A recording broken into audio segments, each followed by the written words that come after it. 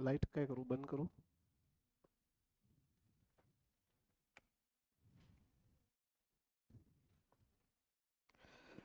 Yes friends, very good morning.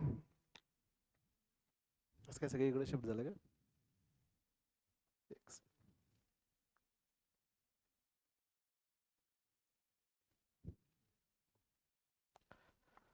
चलो, can we start? तो yesterday we had started with leverage. कल हमने just syllabus देखा था and we had started with leverage, one of the very important chapter, right? तो कल हमने क्या क्या देखा था? First point, leverage is an indicator of risk which we can use for our advantage. How we can use for our advantage, that we'll see with example today. Okay, but first हमने देखा था कि risk का meaning क्या था? Risk means possibility of loss, right? अब loss arise can we से सिर्फ फिक्स्ड कॉस्ट की वजह से होगा, क्योंकि वेरिएबल कॉस्ट अगर आपका सेल्स ही जीरो है या प्रोडक्शन ही नहीं किया तो वेरिएबल कॉस्ट भी जीरो होगा. तो फिक्स्ड कॉस्ट की वजह से लॉस अराइज हो सकता है या रिस्क अराइज हो सकता है, वी कैन से. अब फिक्स्ड कॉस्ट हमने दो कैटेगरी में डिवाइड किया था, operating fixed cost, finance fixed cost. Operating fixed cost मतलब डे टू डे बिजनेस जब आप ऑपरेट कर रहे हो, ड्यूरिंग दैट जो भी आपकी फिक्स्ड कॉस्ट आएगी, जैसे रेंट हो, सैलरी हो या डेप्रिसिएशन हो, these are day to day operating cost which are fixed, right? अगर आपके कैपिटल स्ट्रक्चर में, what do you mean by capital structure?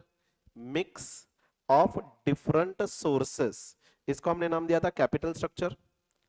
अगर आपके कैपिटल स्ट्रक्चर में डेट हो, बॉन्ड हो या से बैंक का टर्म लोन हो, प्रेफरेंस शेयर कैपिटल हो, on all this there is a fixed cost involved. Either interest पे करना होगा, preference dividend पे करना होगा, right? Now this interest, preference dividend we call it as finance fixed cost, right? अब operating fixed cost की वजह से जो रिस्क अराइज हो रही है उसको हमने नाम दिया operating risk, and finance fixed cost की वजह से जो रिस्क अराइज हो रही है that is called as finance risk. Now operating risk is measured by operating leverage and financial risk is measured by financial leverage. Combined दोनों cost में अगर ऐड करूं तो जो टोटल रिस्क अराइज हो रही है that will be measured by combined leverage और या टोटल लेवरेज. बराबर, यहां तक हमने प्रीवियस लेक्चर में डिस्कस करा था. Now before proceeding with the concept, costing का एक पार्ट छोटा सा मुझे डिस्कस करना है आपके साथ. कॉस्टिंग में दो पार्ट होता है, एक होता है absorption costing and another is marginal costing. आपका कल से कॉस्टिंग स्टार्ट हुआ है ना, तो एज सच आपने अब्सॉर्प्शन एंड मार्जिनल इतना डिस्कस नहीं हुआ रहेगा.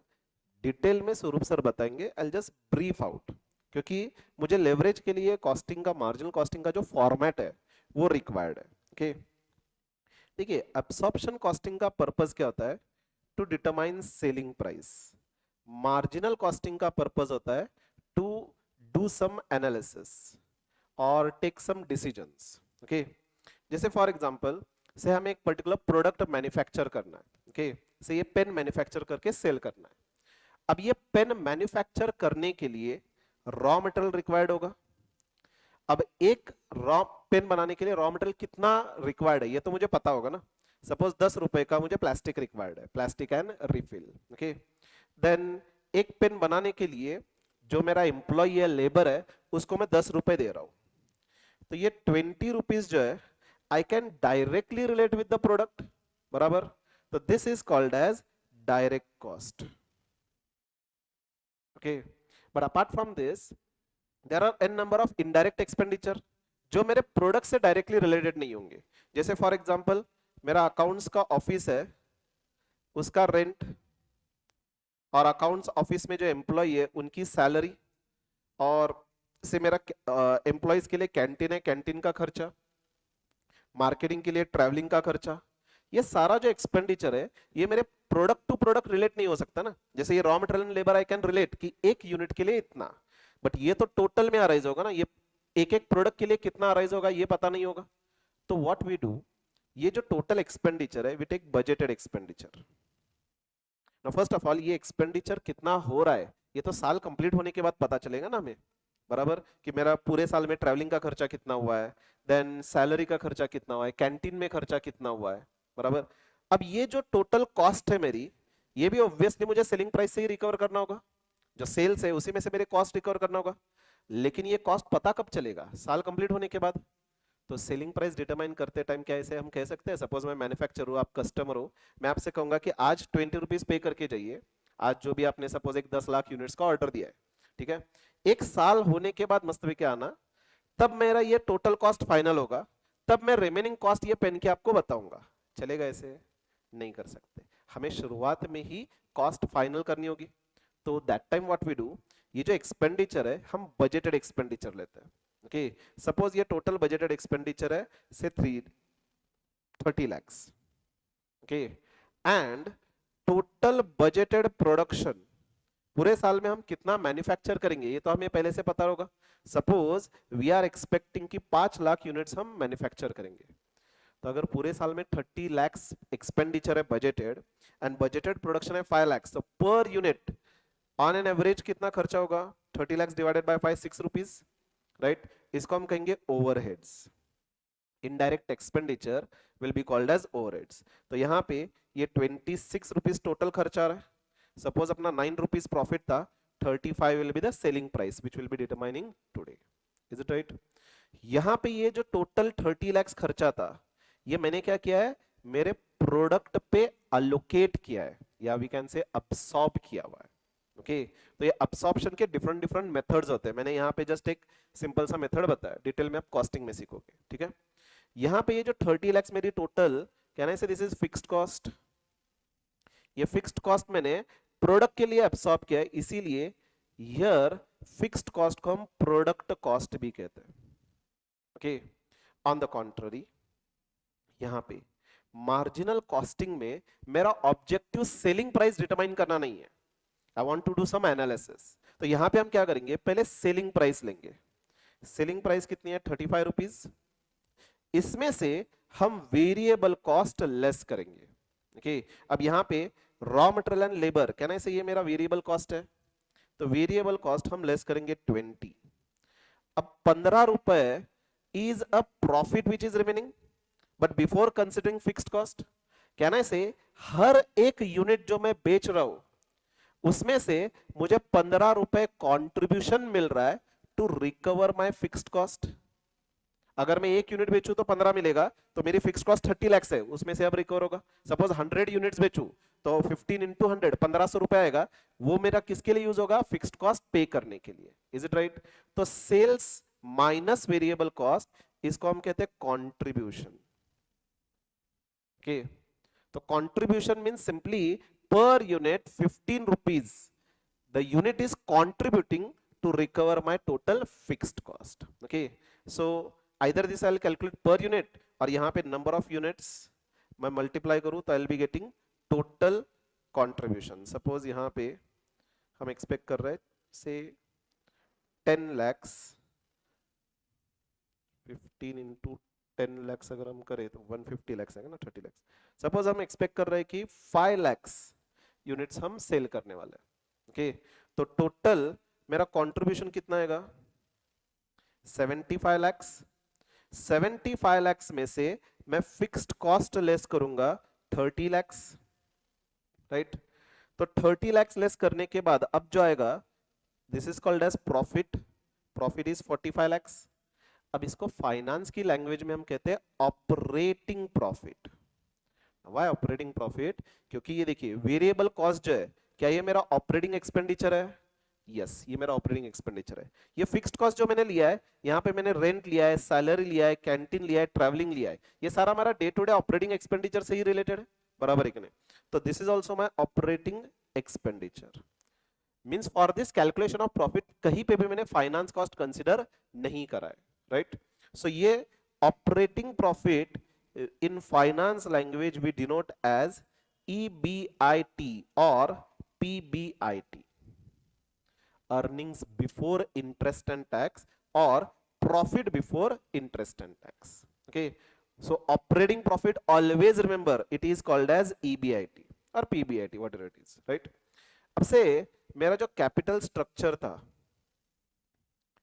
इसमें से 50 lakhs इक्विटी शेयर था एंड 50 lakhs मेरा डिबेंचर्स था, जिसके ऊपर 20% मुझे इंटरेस्ट पे करना था।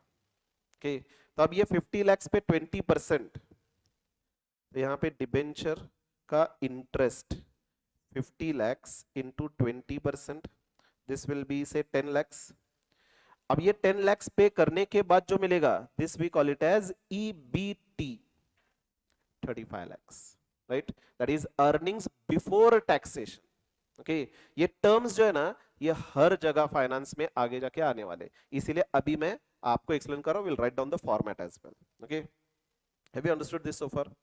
अब EBT 35 lakh, suppose tax rate जो है अपना से 20% है। ओके, तो इसमें से टैक्स लेस होगा, तो 20% मतलब 7 लाख जाएगा, right. So this will B earnings after tax 28 lakhs। Suppose मेरे कैपिटल स्ट्रक्चर में प्रेफरेंस शेयर कैपिटल भी था एंड इनको मुझे डिविडेंड पे करना है 8 लाख।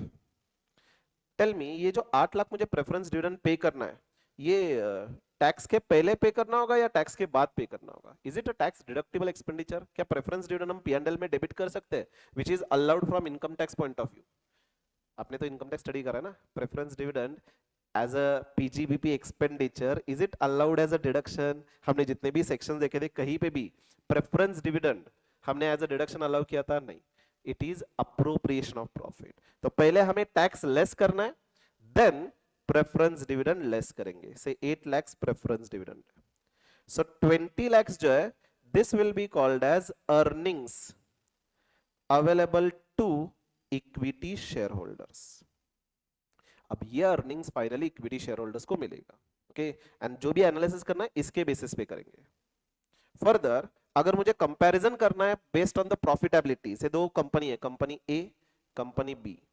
कंपनी ए का earnings available to equity share holder 10 lakhs है, कंपनी बी का 20 lakhs है। Can I say B is performing better क्योंकि earnings available to equity share holders is higher? Can I simply compare this amount, will it be correct? Always remember कि जब भी हम comparison कर रहे हैं, अमाउंट हमें कंपेयर करना ही नहीं है, हमें रेशियोज कंपेयर करना होगा, बराबर। क्योंकि हो सकता है यहाँ पे नंबर ऑफ इक्विटी शेयर्स जो है ये 1 लाख है, यहाँ पे 5 लाख है। तो ऑब्वियसली अगर मैंने ज्यादा शेयर्स इशू किया है, ज्यादा कैपिटल प्रोक्योर किया है, तो ज्यादा इन्वेस्टमेंट होगा, ज्यादा इन्वेस्टमेंट तो प्रॉफिट भी ज्यादा ही होगा, बराबर। तो यहाँ पे मुझे पर शेयर अर्निंग कैलकुलेट करना होगा। So what we can do is total profit divided by number of equity shares, मतलब 1 लाख शेयर होल्डर्स के लिए प्रॉफिट कितना अवेलेबल है? 10 lakhs। तो एक शेयर होल्डर के लिए प्रॉफिट कितना होगा? Simply 10 into 1 divided by 1 lakh. तो पर share profit we call it as EPS, earnings per share. So it will be calculated as equity shares, earnings available to equity shares divided by number of equity shares. So this will be how much? यहाँ पे 10 and 20 lakhs divided by 5, this will be 4. Now we can say company A is performing more better. Are you getting? तो यहाँ पे earnings available to equity shareholders divided by number of equity shares, say 1 lakh, so I'll be getting EPS 20. ये जो format है ना, leverage के हर example में मुझे इसी फॉर्मेट में आंसर करना है, इसलिए हमने ये फॉर्मेट देखा है। तो देखिए फॉर्मेट, यहाँ पे फिक्स्ड कॉस्ट जो है ना, फिक्स्ड कॉस्ट किधर गया मेरा फिक्स्ड कॉस्ट? ये मैं पर प्रोडक्ट कंसीडर नहीं कर रहा हूं, पूरे साल का कंसीडर कर रहा हूं। इसीलिए मार्जिनल कॉस्टिंग में फिक्स्ड कॉस्ट को हम पीरियड कॉस्ट कहते हैं। यहाँ पे मुझे पर प्रोडक्ट कंसीडर नहीं करना है, पूरे साल का मैं टोटल ले रहा हूं। Therefore here fixed cost we consider as period cost. इतना डिस्कशन कॉस्टिंग से रिलेटेड था। हमारे लिए रिलेवेंट क्या है? बस ये फॉर्मेट। तो फॉर्मेट कैसे होगा अपना? Sales minus variable cost, I will be getting contribution, suppose I am calculating in total only. इसमें से हम फिक्स्ड कॉस्ट लेस करेंगे, I will be getting EBIT, that is operating profit. इसमें से इंटरेस्ट लेस करेंगे, I will be getting EBT। इसमें से tax less करेंगे, I will be getting EAT, earnings of. अगर प्रेफरेंस शेयर कैपिटल हो तो इसमें से प्रेफरेंस डिविडेंड लेस करेंगे, I will be getting earnings available to equity share holders divided by number of equity shares, I will be getting EPS। So ये format अपने लिए relevant है, राइट। यहां तक again we have seen the introductory part only, हमने अभी तक detail में लेवरेज ऐसा स्टार्ट नहीं करा है।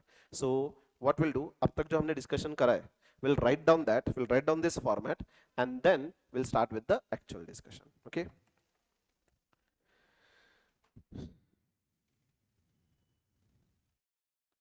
Heading लिखिए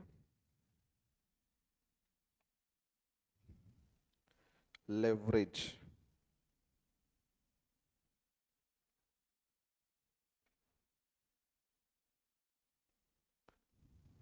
इसमें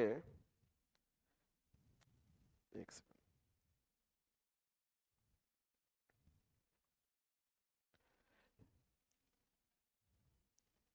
हमने ये टॉपिक का कोई पॉइंट लिखा नहीं था ना कल. So write down leverage dash operating financial and combined leverage.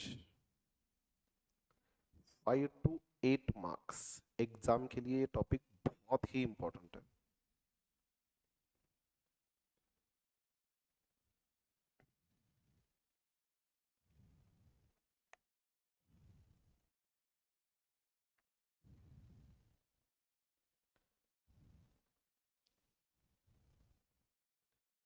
Write down leverage, next line dash करके लिखिए इंडिकेटर ऑफ रिस्क.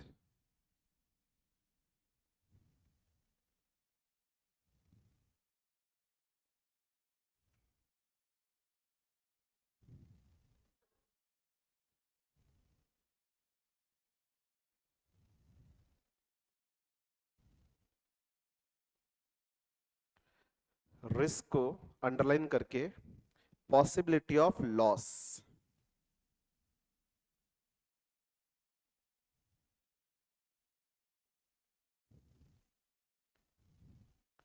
लॉस कब अराइज होगा? When cost is greater than revenue.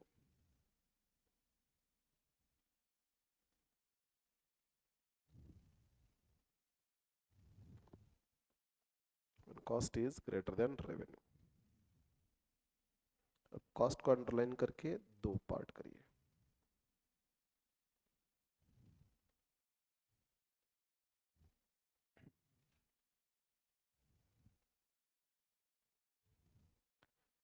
Variable cost and fixed cost.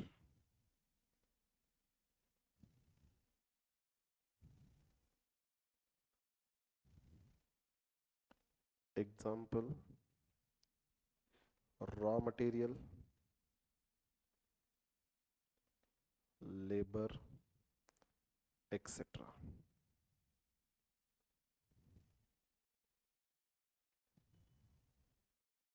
इसके नीचे there won't be loss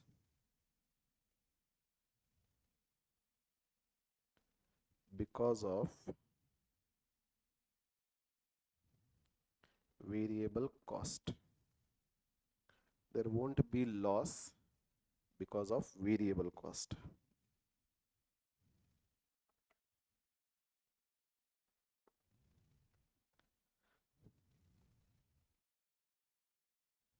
fixed cost के नीचे example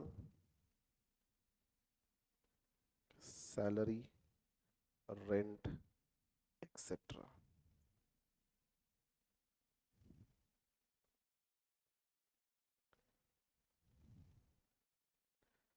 Loss may arise due to fixed cost.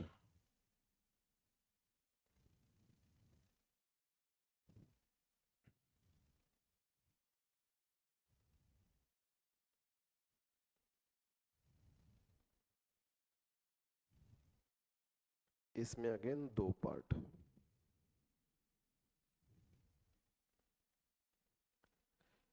Operating fixed cost,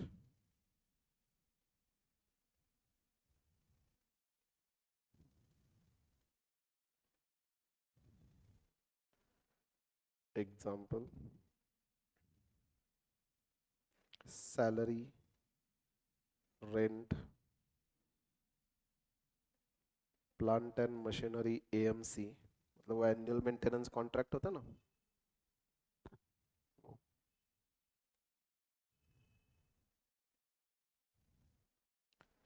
ये operating fixed cost की वजह से जो risk arise हो रही है, this we call it as operating risk, या इसको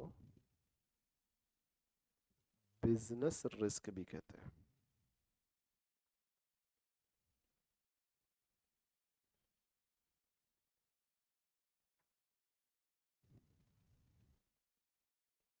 ऑपरेटिंग फिक्स्ड कॉस्ट की वजह से जो रिस्क अराइज हो रही है, that is called as operating risk, operating fixed cost की वजह से। And right hand side,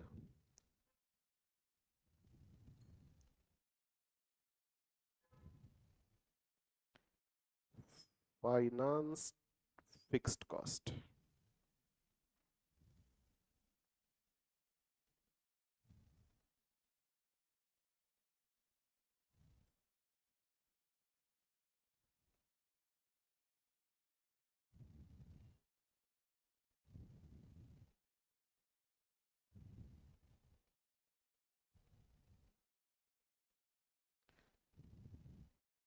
Interest on debentures or bank loan, comma, reference dividend, etc.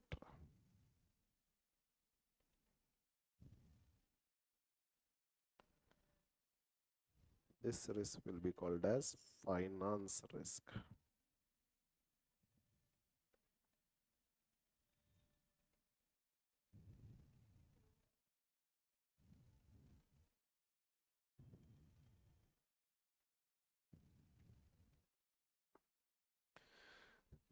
Done? Now we are supposed to write format. So leave one and blank and write down format, या नए page पे भी लिख सकते हो आप, almost एक पूरा पेज लगेगा।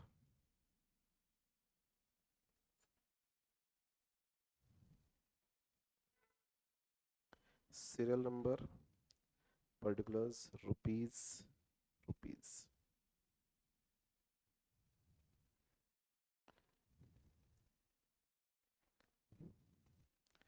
So format बेसिकली लेवरेज में हर एग्जांपल में कैसे कैलकुलेट करेंगे, सेल्स में से वेरिएबल कॉस्ट लेस करना है। तो first we will be writing sales,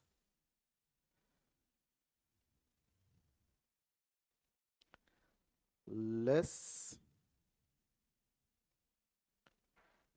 variable cost. तो सेल्स में से वेरिएबल कॉस्ट लेस करेंगे तो क्या मिलेगा, कंट्रीब्यूशन, राइट डाउन कंट्रीब्यूशन।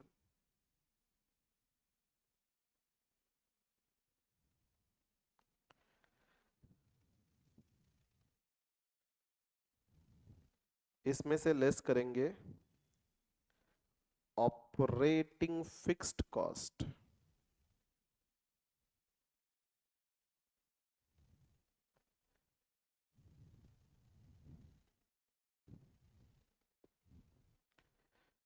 अब ये लेस करने के बाद will be getting operating profit. Operating profit more commonly is called as EBIT or it is called as PBIT.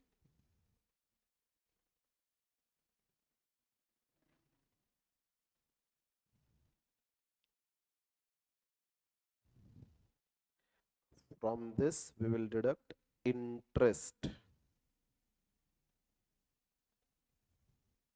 Bracket में फाइनेंस फिक्स्ड कॉस्ट।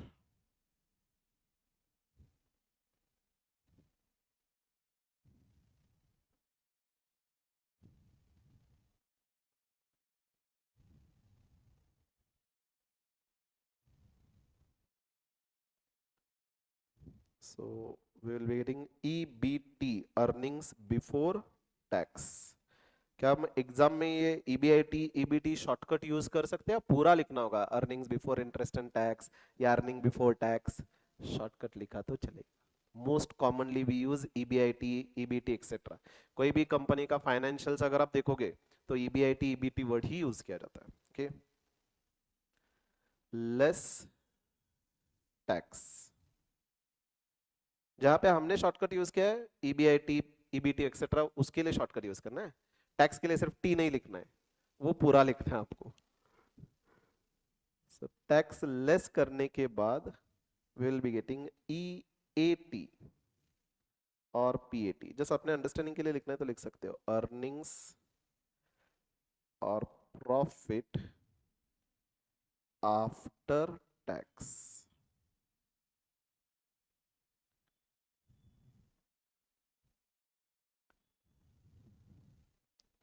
इसमें से लेस करेंगे preference dividend.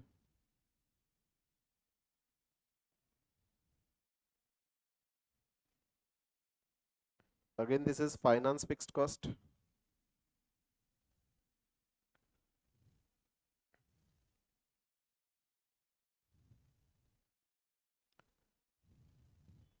So I'll be getting earnings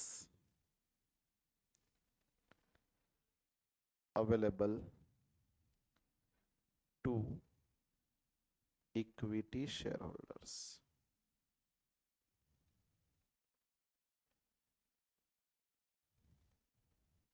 Earnings available to equity shareholders.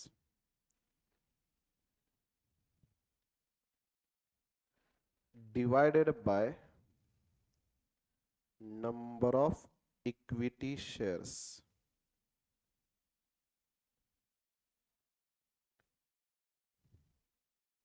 So after that we'll be getting EPS. This is K upon L.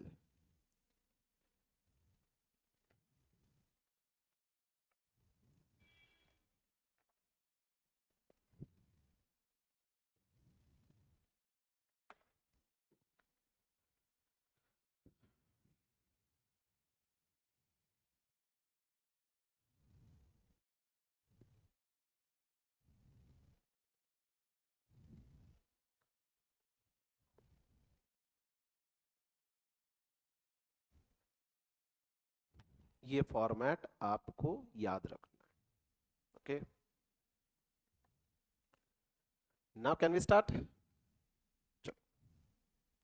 देखिए first point, business risk and financial risk क्या होता है हमने already discuss किया है। Will just read. Share holder is faced by business risk and finance risk. Imagine करिए अपनी एक कंपनी एपीए लिमिटेड, आप शेयर होल्डर हो, ठीक है। अब ये कंपनी में रेंट पे कर रहे हैं हम, राइट, सैलरी पे कर रहे हैं। क्या ये रेंट एंड सैलरी की वजह से आप रिस्क बियर कर रहे हो? क्योंकि कभी पॉसिबल हो सकता है कि अपना सेल्स कम हो, ये खर्चा तो फिक्स रहेगा, तो पॉसिबिलिटी ऑफ लॉस अराइज होगा, लॉस अल्टीमेटली बियर कौन करेगा? आप करोगे एज अ शेयर होल्डर। तो ultimately share holders are bearing this risk. कौन सा risk? Business risk. It refers to risk associated with the firm operation. It is uncertainty about future operating income. How well can operating income be predicted? So business risk is measured by standard deviation of basic earning power ratio. सुना सुना ऐसा लग रहा है standard deviation, CA foundation. Don't worry, यहाँ पे सच कोई initially तो स्टैंडर्ड डेविएशन का कैलकुलेशन नहीं है। ओके, पहले आपके सिलेबस में वो भी कैलकुलेशन हुआ करता था, स्टैंडर्ड डेविएशन, वेरिएंस। ये कहाँ पे? कैपिटल बजटिंग में। Fortunately that has been removed by your ICA. Okay, तब इतना डिटेल में वो स्टैंडर्ड डेविएशन वगैरह कैलकुलेशन नहीं है। Financial risk, it refers to additional risk placed on the firm's shareholder as a result of debt. The additional risk shareholder bears when company uses debt content in addition to equity financing. मतलब finance risk arise कब होगा? जब finance cost है। Finance cost arise कब होगा? जब date है। Finance cost मतलब इंटरेस्ट। तो अगर मेरे कैपिटल स्ट्रक्चर में मैंने लोन फंड्स यूज किया है तो ही इंटरेस्ट अराइज होगा ना, then only this financial risk will be arising. Is it right? Leverage we already discussed. The term leverage in general refers to advantage gain for any purpose. In general, it refers to relation between two interrelated variables. In financial analysis, it represents influence of one financial variable on other financial variable. इसका meaning example से समझ में आएगा. So what we'll do? We'll start with first operating leverage. अब देखिए operating leverage का meaning, ये जो फॉर्मेट हमने लिखा है मैंने नोट्स में इन्हें भी दिया हुआ है, but I want you to write it down, इसलिए हमने नोट्स में लिखा हुआ है। Okay, operating leverage, operating leverage का डेफिनेशन रीड करते हैं। Operating leverage is defined as firm's ability to use fixed operating cost to magnify effect of change in sales on its earnings before interest and tax. कुछ समझ में आया operating leverage का definition? Basically operating leverage मतलब क्या है? It refers to ability of a firm to use fixed cost so that change in sales इसका effect magnify होगा on change in operating profit, that is EBIT. Obviously statement से कुछ समझ में नहीं आया रहेगा, एक एग्जांपल देखकर समझने की कोशिश करते हैं कि what do you mean by this statement. And शुरुआत में हमने कहा था कि ऑपरेटिंग लेवरेज या leverage we can use to our advantage. What do you mean by this? एक हाइपोथेटिकल एग्जांपल लेते हैं. सपोज अपने क्लास का ही एग्जांपल है. से इनिशियली मेरा जो सेल्स था 10,000 रुपए का रेवेन्यू है मेरा. ओके. एंड करंटली मुझे रिस्क नहीं लेना है. ओके. तो फिक्स्ड कॉस्ट जो है मेरा 0 है. ओके. मींस ये जो प्रीमाइसेस हमने लिया है उसका जो रेंट पे करना है, हमने ओनर से कहा कि जो मुझे फीस आएगी उसके परसेंटेज हम पे करेंगे, हम कोई फिक्स्ड मंथली रेंट पे नहीं करेंगे. ठीक है. मतलब मेरा वेरिएबल कॉस्ट 0 है. ओके. मामा को भी हमने बता के रखा है कि जब भी काम होगा बुला लेंगे, उस दिन का पेमेंट करेंगे, काम नहीं होगा तो कोई खर्चा ही नहीं होगा, मुझे सैलरी पे नहीं करना है. राइट. मतलब as an example initially I don't want to take risk, मेरा फिक्स कॉस्ट 0 है, तो जो भी है मेरा वेरिएबल कॉस्ट ही इनकर हो रहा है. से 6,000 मेरा वेरिएबल कॉस्ट है. ओके. तो मेरा कंट्रीब्यूशन कितना होगा? 4,000. Fixed cost I am taking 0. EBIT कितना होगा? 4,000. Is it right? ना इफ आई अज्यूम कि यहां से 10% से मेरा रेवेन्यू ग्रो हो रहा है. ओके. तो इसका इंपैक्ट मतलब मेरा सेल्स अगर 10% से ग्रो होगा तो मेरा EBIT कितने परसेंटेज से ग्रो होगा, that I want to calculate. तो देखिए सेल्स 10% से ग्रो हो रहा है, तो यहां पे सेल्स कितना होगा? 11,000. राइट. बताइए वेरिएबल कॉस्ट क्या सेम मैनर में ग्रो होगा, वो कांस्टेंट रहेगा? ग्रो होगा या नहीं होगा? वेरिएबल है ना, जैसे सेल्स ग्रो हो रहा है उसी प्रोपोर्शन में वेरिएबल कॉस्ट भी ग्रो होगा. तो variable cost will also grow by 10%. So it will B 6,600. तो कंट्रीब्यूशन कितना हुआ? 4,400. फिक्स्ड कॉस्ट 0, तो मेरा EBIT 4,400. राइट. तो यहाँ पे how much is the increase in EBIT? 400. Is it right? तो how much is the percentage increase in EBIT? देखिए 4,000 से 400 से इंक्रीज हुआ है, तो मेरा परसेंटेज इंक्रीज इन EBIT कितना हुआ? 10%. तो कैन यू सी, जब मेरा सेल्स 10% से राइज हो रहा था, मेरा EBIT भी 10% से राइज हो रहा है. Am I magnifying the return of EBIT or am I magnifying the effect of change in sales on operating profit? Magnify करना मतलब क्या है? मैग्नीफायर देखा है ना आपने, मैग्नीफाई करते हैं मतलब वो उसमें मैग्नीफायर से देखते तो एक्सपांड होता है. बराबर. तो क्या यहाँ पे सेल्स में जो चेंज हुआ है, क्या मैंने उसका इफेक्ट EBIT पे एक्सपांड करके लिया या उतना ही चेंज हुआ है? उतना ही चेंज हुआ है ना. सेल्स का 10%, EBIT भी 10%. So here I can say I have not magnified the effect of change in sales on operating profit. क्यों? क्योंकि मैंने कोई रिस्क ही नहीं लिया था. अगर मैंने रिस्क नहीं लिया तो जितना सेल्स इंक्रीज हो रहा है उतना ही प्रोपोर्शन मेरा ऑपरेटिंग प्रॉफिट का इंक्रीज होगा. Right. Now same example we will consider if I am taking risk, मैं ऑपरेटिंग फिक्स्ड कॉस्ट भी इनकर कर रहा हूं. ओके. तो supposing second scenario, say sales 10,000. अब वेरिएबल कॉस्ट में फिक्स कॉस्ट सपोज 4,000 इनकर कर रहा हूं, तो मेरा टोटल खर्चा जितना पहला था उतना ही रखना है मुझे, तो मेरा वेरिएबल कॉस्ट 2,000 होगा. कारण ऑब्वियसली जब फिक्स कॉस्ट इनकर होगा तो वेरिएबल कॉस्ट कम आएगा ना. राइट. तो यहां पे मेरा contribution is 8,000 less fixed cost. Now I am assuming my fixed cost is 4,000, so my operating profit is 4,000. Same structure रखा है मैंने यहाँ पे. बस पहले 6000 6000 मेरा टोटल कॉस्ट था, पूरा का पूरा वेरिएबल था। अब मैंने क्या करा है, 6000 ही टोटल कॉस्ट है, लेकिन 2000 variable and 4000 fixed cost. Now I will see कि अगर यहां से मेरा रेवेन्यू 10% से ग्रो होगा तो इंपैक्ट क्या होगा। देखिए सेल्स 10% से ग्रो हो रहा है मतलब 11000 हो रहा है, वेरिएबल कॉस्ट भी 10% से ग्रो होगा, सो इट विल बी 2200। सो मेरा कंट्रीब्यूशन कितना होगा, 8800। क्या फिक्स्ड कॉस्ट भी ग्रो होगा या फिक्स ही रहेगा? वो फिक्स कॉस्ट तो फिक्स ही रहेगा ना, that doesn't changes with the sales, तो ये 4000 ही होगा। तो अब मेरा ईबीआईटी कितना हुआ, 4800।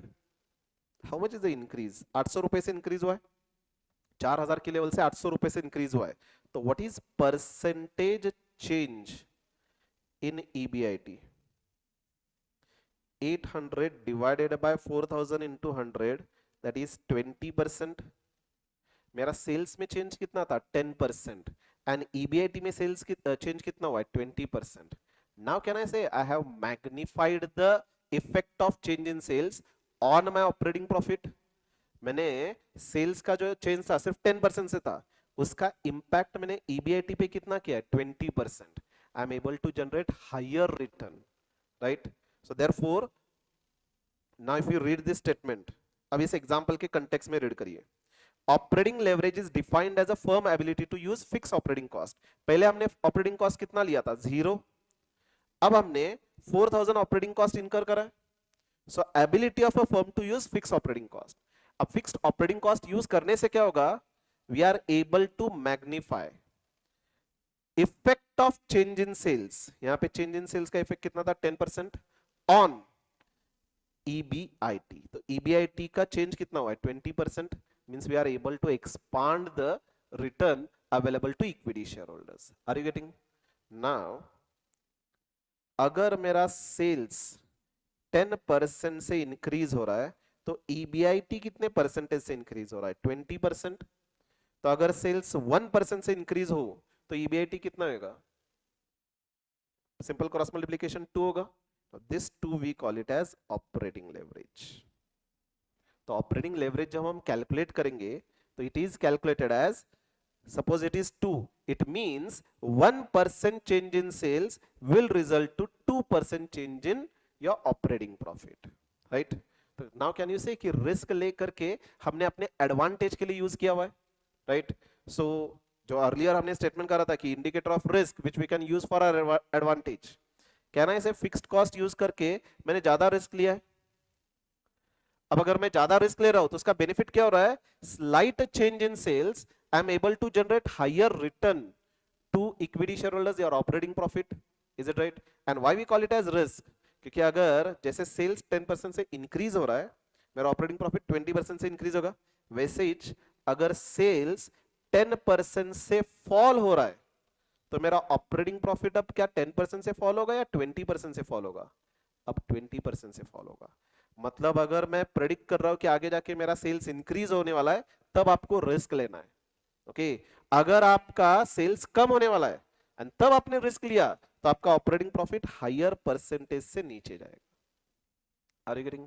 सिंपली एक जस्ट एग्जांपल मैंने शायद से आपको बताया भी था अर्लियर कि मैंने जब क्लास स्टार्ट किया था तो हमने आपको बताया था ना, एक छोटी सी केबिन में हमने क्लास स्टार्ट किया था, 2 ही बच्चे थे। अब बताइए तब मैं कोई प्रीमाइसिस रेंट पे लूं, इज इट एडवाइजेबल? पता नहीं ना नेक्स्ट बैच में स्टूडेंट्स कितने आएंगे। तब हमने जो रेंट पे करना था, वो जिसकी केबिन थी उसके ओनर को हमने कहा था कि जो भी फीस आएगी उसका 30% आपको एज अ रेंट दिया जाएगा। यहाँ पे मैं कोई फिक्स कॉस्ट नहीं ले रहा हूँ, बराबर?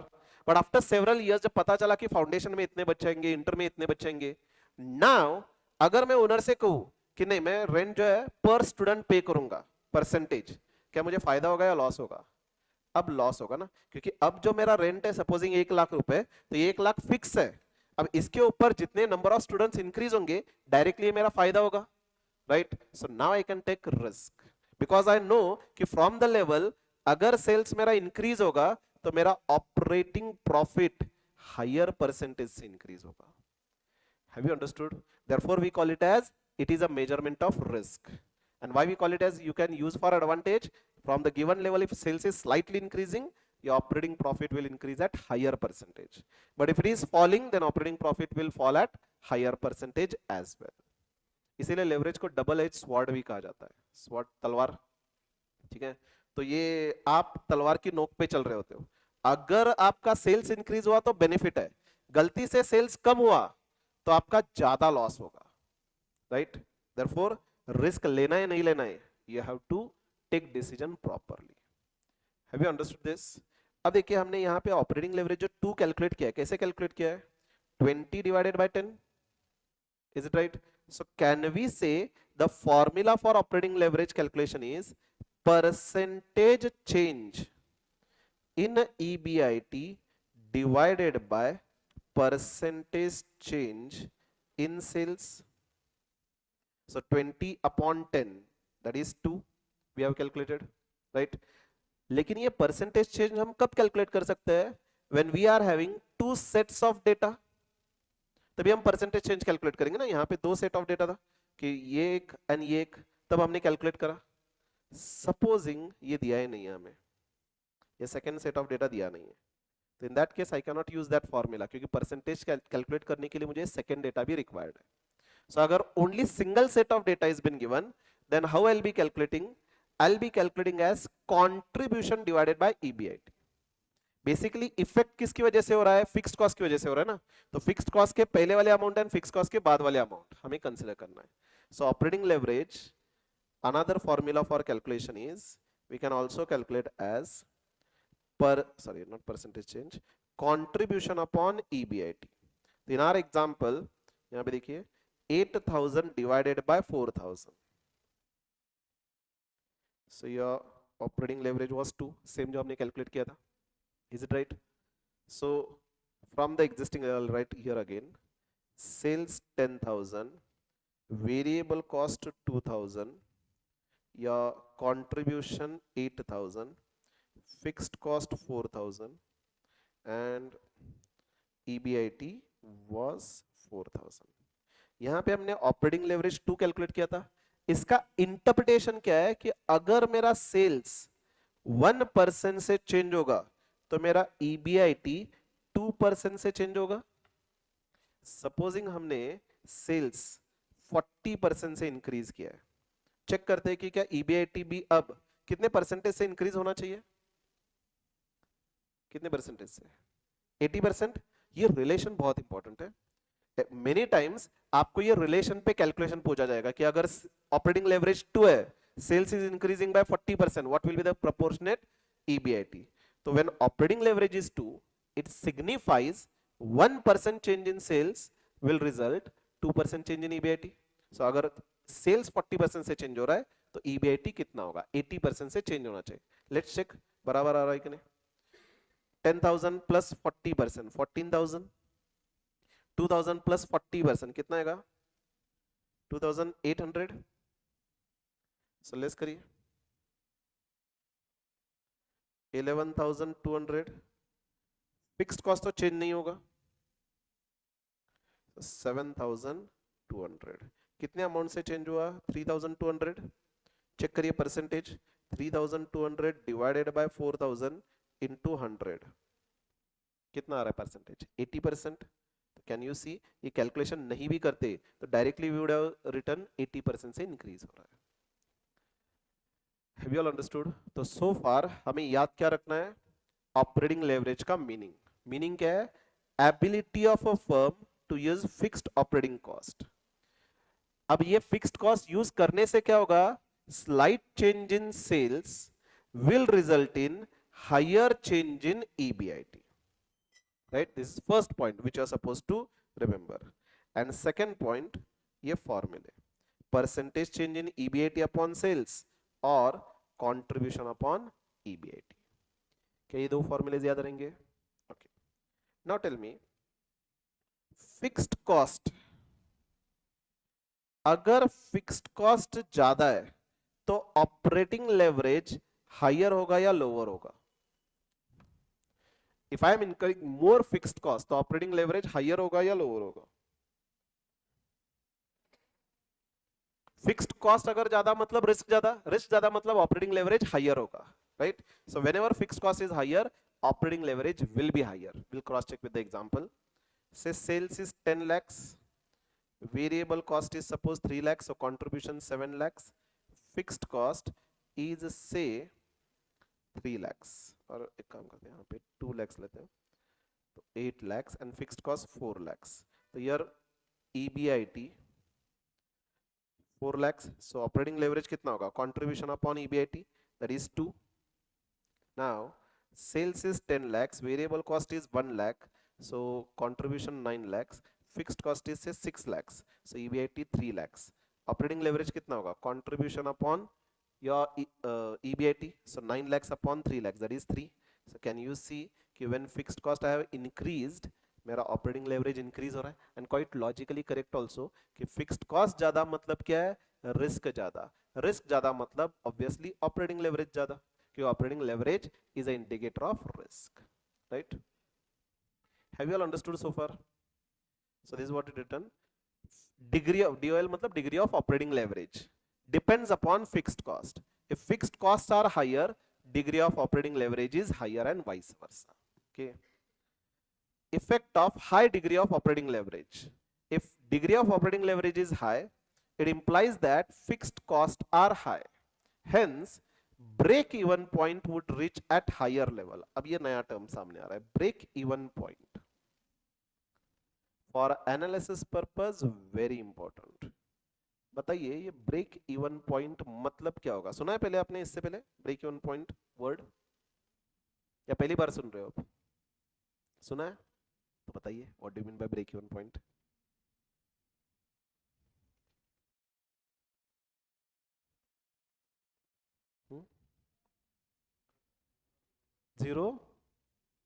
zero loss, zero profit, right? So break even point is that point at which I'll be getting no profit, no loss, right? अब हम यहाँ पे operating break even point calculate कर रहे हैं. ऑपरेटिंग ब्रेक इवन पॉइंट मतलब sales क्या होना चाहिए so that मेरा EBIT 0 होगा. First of all why this data is required, break even point data क्यों रिक्वायर्ड होता है.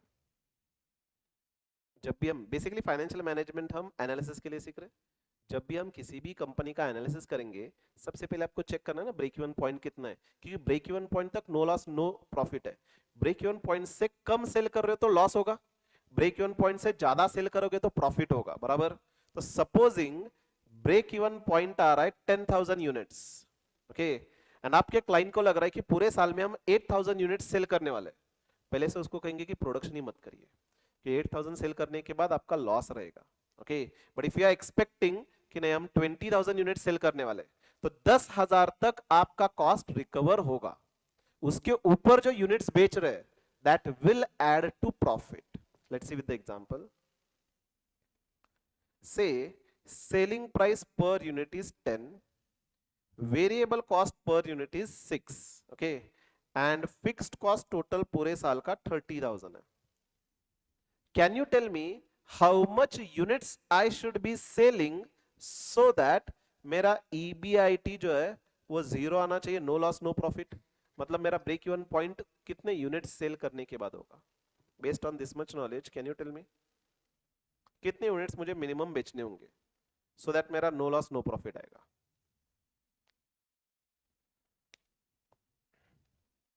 हमने ऐसे कोई फॉर्मूला वगैरह डिस्कस नहीं किया है, बट फिर भी बेस्ड ऑन से एक general sense can you tell me कितने यूनिट्स मुझे बेचने होंगे. कितना कैलकुलेट करके 70,000 सेलिंग प्राइस बता रहे हो, नंबर ऑफ यूनिट्स बता रहे हो, मुझे यूनिट्स में बताइए कितने. Let it know, you can cross check as well. कितने 5,000 चेक करते. अगर हमने 5,000 यूनिट्स बेचे तो सेल्स कितना होगा, सेलिंग प्राइस कितना है पर यूनिट 10 रुपए, तो सेल्स होगा 50,000, 5,000 into 10 minus variable cost per unit 4 है तो 4 इंटू 5,000 कितना होगा 20,000. तो मेरा कंट्रीब्यूशन कितना है 30,000, फिक्स्ड कॉस्ट कितना है 30,000, तो EBIT कितना आएगा 0. मतलब ये 5,000 यूनिट्स मेरा ब्रेक इवन पॉइंट है. Is it right?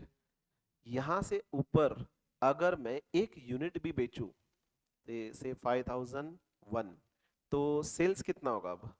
50,010। Variable cost कितना होगा? 50,004 रुपीज। कंट्रीब्यूशन कितना होगा? 50,000 नहीं, सॉरी 20,000, तो 30,006 रुपीज। फिक्स्ड कॉस्ट होगा 30,000, तो 6 रुपए मेरा प्रॉफिट होगा। कैन यू सी कि जो कंट्रीब्यूशन पर यूनिट था उतना प्रॉफिट आ रहा है।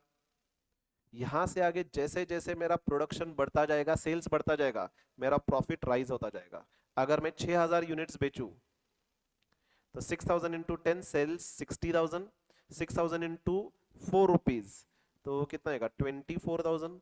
सो कॉन्ट्रीब्यूशन 36,000। अब फिक्स कॉस्ट तो इंक्रीज नहीं होगा 30,000, तो मेरा प्रॉफिट कितना होगा? 6,000। कैन यू से मेरा प्रॉफिट राइज हो रहा है? यहाँ पे 6 रुपए, यहाँ पे 6,000। एंड अगर मैं 5,000 से कम बेचूं, तो आई will be going into loss, right? अब ये आपने कैलकुलेट कैसे करा? क्या ऑब्वियसली ये डिटेल पूरा लिख करके डिफरेंट डिफरेंट सिनारियोज में चेक करके ईबीआईटी कहाँ पे जीरो आ रहा है वो तो कैलकुलेट नहीं कर सकते। तो बेसिकली एक यूनिट बेचने के बाद कंट्रीब्यूशन कितना मिलना है मुझे? 6 रुपए, राइट? अब मुझे उतने यूनिट्स बेचने so that I will be able to recover fixed cost. I should be selling X units so that मेरा टोटल कंट्रीब्यूशन 30,000 हो, जिसमें से मैं फिक्स कॉस्ट पे करके मेरा प्रॉफिट जो है जीरो आएगा, राइट? तो कितने यूनिट्स? 30,000 डिवाइडेड बाय 6 करेंगे। So can I write a formula as operating break even point will be fixed cost divided by contribution per unit? किसी भी बिजनेस डिसीजन लेने से पहले ये ऑपरेटिंग ब्रेक इवन पॉइंट बहुत इंपॉर्टेंट होता है। जैसे फॉर एग्जांपल, हमने जब शाहपुरी के प्रीमाइसेस छोड़ करके यहाँ पे शिफ्ट करना था, हमारी कॉस्ट सडनली सर्ज हो रही थी, राइट? मतलब पहले सपोज अपना रेंट था 30,000 and now the rent was increase to be 1 lakh, तो एकदम से 70,000 रेंट इंक्रीज करे या ना करे, इसका हमें डिसीजन लेना था। तो हमने कैलकुलेशन क्या किया रहेगा? ब्रेक इवन पॉइंट कैलकुलेट किया रहेगा कि अगर मैं 1 लाख पे करूँ, सपोज 12 लाख पूरे साल का फिक्स्ड कॉस्ट है, सैलरी वगैरह टाइमिंग इग्नोर कर, मेरा फिक्स्ड कॉस्ट 12 लाख है।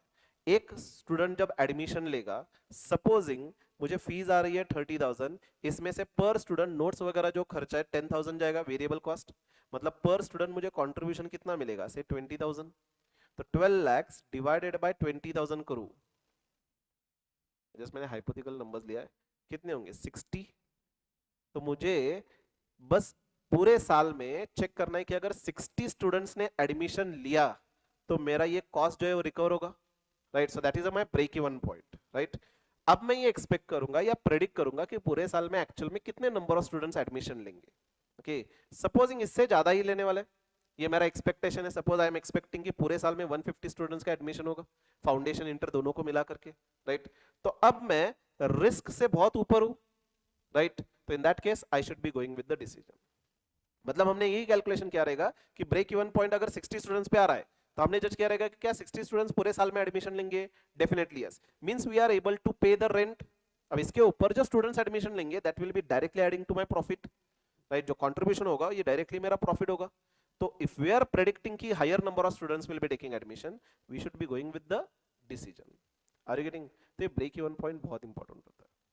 अब मेरे एक क्लाइंट है, उनका फाइनेंशियल एनालिसिस करना पड़ता है एवरी क्वार्टरली। ओके, तो every quarterly based on their total fixed cost मैं उनको ये कैलकुलेट करके बताता हूँ कि आपका ब्रेक इवन पॉइंट कितना है, मतलब कितने यूनिट्स आपने सेल करना चाहिए था, तब जाके आपका फिक्स्ड कॉस्ट रिकवर होगा। Okay, and then they check कि उनका प्रोजेक्टेड सेल्स कितना होने वाला है। ओके, अगर वो उतना ब्रेक इवन पॉइंट इतना नहीं हो रहा, तो they should be trying to reduce the fixed cost, otherwise वो लॉस में जाएंगे। Can you understand how important this calculation is for analysis purpose? तो ऑपरेटिंग ब्रेक इवन पॉइंट, इसका मीनिंग क्या है? मैं कैलकुलेट कर रहा हूं number of units to be sold so that I will be getting no loss no profit. मतलब minimum इतने यूनिट्स तो मुझे बेचने ही होंगे, इससे कम बेचा तो लॉस में ही जाएंगे हम। Have you understood so far? तो फॉर्मूला क्या again? Operating break even point का formula fixed cost divided by your contribution per unit. Okay, now एक और फॉर्मूला इसका, पहले बताइए, सेल्स अगर 10 lakhs है वेरिएबल कॉस्ट सपोज 6 lakhs है, तो कंट्रीब्यूशन कितना होगा 4 lakhs. कैन वी से कि कंट्रीब्यूशन का परसेंटेज 40% ऑफ सेल्स है, जो भी मेरा सेल्स होगा उसका 40% मुझे कंट्रीब्यूशन मिलने वाला है. तो ये जो 40% हमने कैलकुलेट किया ना, इसको हम कहते हैं profit volume ratio. This is also called as PV ratio. Okay, suppose आपको पीवी रेशो दिया है 60%. इसका मतलब ये है कि अगर मेरा सेल्स 100 रुपए होगा तो मेरा कंट्रीब्यूशन कितना होगा 60 रुपीज, मतलब मेरा वेरिएबल कॉस्ट कितना होगा 40 रुपीज. Are you getting? ये सारे पॉइंट्स बहुत इंपॉर्टेंट है, आगे जाके हर एग्जांपल में इसका एप्लीकेशन आएगा. ओके, तो have you understood what do you mean bye PV ratio? PV ratio अगर आपको 60% दिया है, इसका मीनिंग ये हुआ कि सेल्स का 60% मेरा क्या होगा कंट्रीब्यूशन होगा. तो 100 में से 60 लेस करूं तो रिमेनिंग 40% मेरा क्या होना चाहिए? देन वेरिएबल कॉस्ट होना चाहिए. Have you understood? Now in our example, in this example देखिए सेल्स 50,000 था. ओके, एंड कंट्रीब्यूशन कितना था 30,000. तो मेरा पीवी रेशो कितना होगा? Can you tell? How I'll be calculating contribution divided by sales? Contribution divided by sales. तो अगर 50,000 बेचू रुपीज के तो 30,000 कंट्रीब्यूशन आ रहा है, तो परसेंटेज कितना है 60%. तो मेरा पीवी रेशो 60% है. ओके, नाउ अगर आपको दिया हुआ है कि फिक्स्ड कॉस्ट 30,000 है एंड पीवी रेशो जो है वो 60% है, कैन आई कैलकुलेट कि कितने यूनिट्स मुझे बेचने होंगे या कितना रुपीस का बेचना होगा? What I can do is 30,000 divided by 60% करूं तो क्या आएगा 50,000. इसका 60% मेरा कंट्रीब्यूशन होगा, दैट इज 30,000. इसमें से फिक्स्ड कॉस्ट लेस होगा तो मेरा नो लॉस नो प्रॉफिट आएगा. बराबर. So can we write one more formula of operating break even point as your fixed cost divided by PV ratio? Is it right? जब मैं contribution per unit से divide कर रहा हूं तो मुझे क्या मिल रहा है? सेल्स इन यूनिट्स मिल रहा है. इसका आंसर 5,000 यूनिट्स आ रहा था ना. जब मैं ये फॉर्मूला यूज करके कैलकुलेट कर रहा हूं 30,000 डिवाइडेड बाय 60%, तो मेरा आंसर 50,000 आ रहा है. मींस कैन आई से ये फॉर्मूला यूज करके मेरा आंसर आएगा सेल्स इन रुपीज. तो फर्स्ट फॉर्मूला यूज करके जो आंसर आएगा ब्रेक इवन पॉइंट मुझे यूनिट्स में मिलेगा. सेकेंड फॉर्मूला यूज करके जो आंसर आएगा I will be getting break even point in rupees. Have you understood this? So this is the operating break-even point. Fixed cost divided by contribution, fixed cost divided by PV ratio. Okay. अब बताइए leverage higher हो तो break even point भी higher होगा. मतलब ये अपने example में फिक्स्ड कॉस्ट 30,000 था, selling price was 10, variable cost was 4, so contribution was 6. Break even point कितना होगा 5,000 जो आपने कैलकुलेट किया है.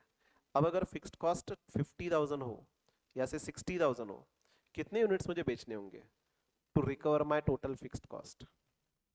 कितने यूनिट्स बेचने होंगे? ब्रेक इवन पॉइंट क्या होगा यहाँ पे 60,000 divided by contribution per unit कितना होगा 6 ना, मतलब 6 से डिवाइड करेंगे तो कितना होगा 10,000.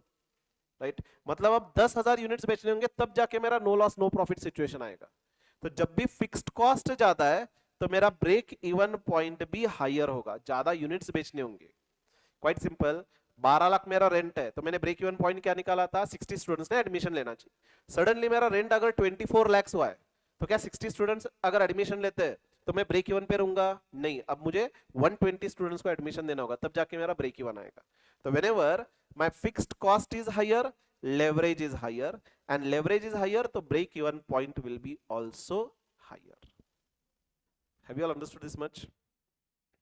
So low leverage, low break even point. High fixed cost, high leverage. Low fixed cost, low leverage. Right? Now there are some points. Same example continue करते हैं. Selling price 10, variable cost 4, contribution 6, fixed cost 30,000. Sales units. अगर मैं 5,000 units बेचूं तो sales minus variable cost, contribution minus fixed cost EBIT and then operating leverage. Sales per unit 10 rupees है, तो 5000 units बेचो तो सेल्स कितना होगा 50,000।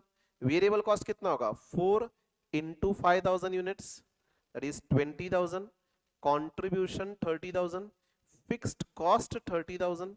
ये सो मेरा EBIT 0, this is break even point. बताइए ऑपरेटिंग लेवरेज कितना होगा यहाँ पे।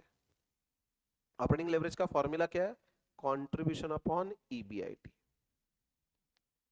कितना आएगा, will it B 0? Mathematics foundation में किससे पढ़ा था आपने,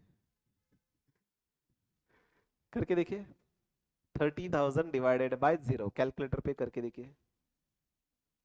0 आ रहा है पक्का?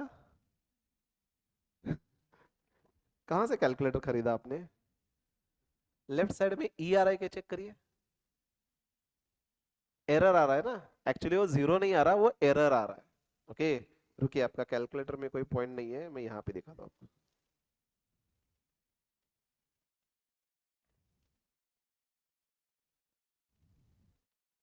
30,000 divided by 0, any number, इसको क्या हो गया, क्या रहा है, cannot be divided by 0। whenever we divide by 0, denominator में अगर 0 तो इट इज अनडिफाइंड। मतलब पॉइंट मुझे जो हाईलाइट करना था, ब्रेक इवन पॉइंट पे ऑपरेटिंग लेवरेज डिफाइंड ही नहीं है। ओके अगर मैं 4,000 यूनिट्स बेचूं तो सेल्स कितना होगा 40,000, वेरिएबल कॉस्ट कितना होगा 4 into 4,000, that is 16,000। So my contribution will be 24,000, fixed cost 3,000, sorry 30,000, so my EBIT will be 6,000 loss। तो what will be your operating leverage, 24,000 divided by 6,000, 4, लेकिन माइनस में होगा। सो अगर मेरा sales, point which I wanted to highlight is कि अगर मेरा sales lower than break even point है तो मेरा ऑपरेटिंग लेवरेज क्या होगा, नेगेटिव होगा, क्योंकि लॉस है, बराबर। Now very important point, just tell me the answers, calculation just बताइए। अगर मैं 5,500 यूनिट्स बेचूं, 6,000 यूनिट्स बेचूं, 8,000 यूनिट्स बेचूं एंड 10,000 यूनिट्स बेचूं, 5,500 पे कितना होगा सेल्स 55,000 एंड वेरिएबल कॉस्ट कितना होगा 5,500 इंटू 4, 22,000। तो यहाँ पे contribution 33,000, then fixed cost 30,000, so my EBIT is 3,000, right? So 33,000 divided by 3,000, operating leverage कितना आ रहा है 11। अब 6,000 पे देखिए, 60,000 sales, then 6,000 into 4, 24,000, so 36,000, fixed cost 30,000, so EBIT 6,000। Operating leverage कितना आ रहा है 36 divided by 6,000, contribution upon EBIT 6, then 8,000 पे 80,000 sales, 8,000 into 4, 32,000, so contribution कितना आ रहा है 48,000, fixed cost 30,000, so my EBIT 18,000, 48,000 divided by 18,000, 2.67, then 10,000 पे 1 lakh, then 4 into 10,000 40,000, so this is 60,000, fixed cost तो change नहीं होगा 30,000, so EBIT 30,000, 60 divided by 30, operating leverage 2। The point I want to highlight is कि जैसे जैसे मेरा sales rise हो रहा है वैसे वैसे मेरा operating leverage नीचे नीचे जा रहा है। सेवरल टाइम्स एग्जाम में ये कमेंट बेस्ड क्वेश्चन इसके ऊपर पूछा जा चुका है कि as now my sales increases my operating leverage reduces। now why this happens, so what happens कि जब मेरा सेल्स मार्जिन ऑफ सेफ्टी के बहुत क्लोज है, कहने से हम वेरी रिस्की सिचुएशन, क्योंकि slight reduction in my sales will directly result into loss, बराबर। बताइए मेरे क्लास के केस में मेरा जो रेंट था उसके बेसिस पे हमने ब्रेक इवन कैलकुलेट करा था 60 स्टूडेंट्स, ओके। अब अगर 62 स्टूडेंट्स ने एडमिशन लिया, एक सिनारियो, एंड से 200 बच्चों ने एडमिशन लिया, एक सिनारियो, मेरा रिस्क ज्यादा कहां पे, फर्स्ट या सेकंड? फर्स्ट ना, क्योंकि बहुत क्लोज हूं मैं ब्रेक इवन के पॉइंट से। अगर यहां पे 2-3 बच्चे से 5 बच्चों ने एडमिशन कैंसिल करा तो directly I will be going into loss, is it right? तो here I am very risky situation. लेकिन 200 बच्चों ने जब एडमिशन लिया है, यहां पे 10 बच्चों ने इवन इफ एडमिशन कैंसिल करा है, तभी मैं लॉस में नहीं जाऊंगा।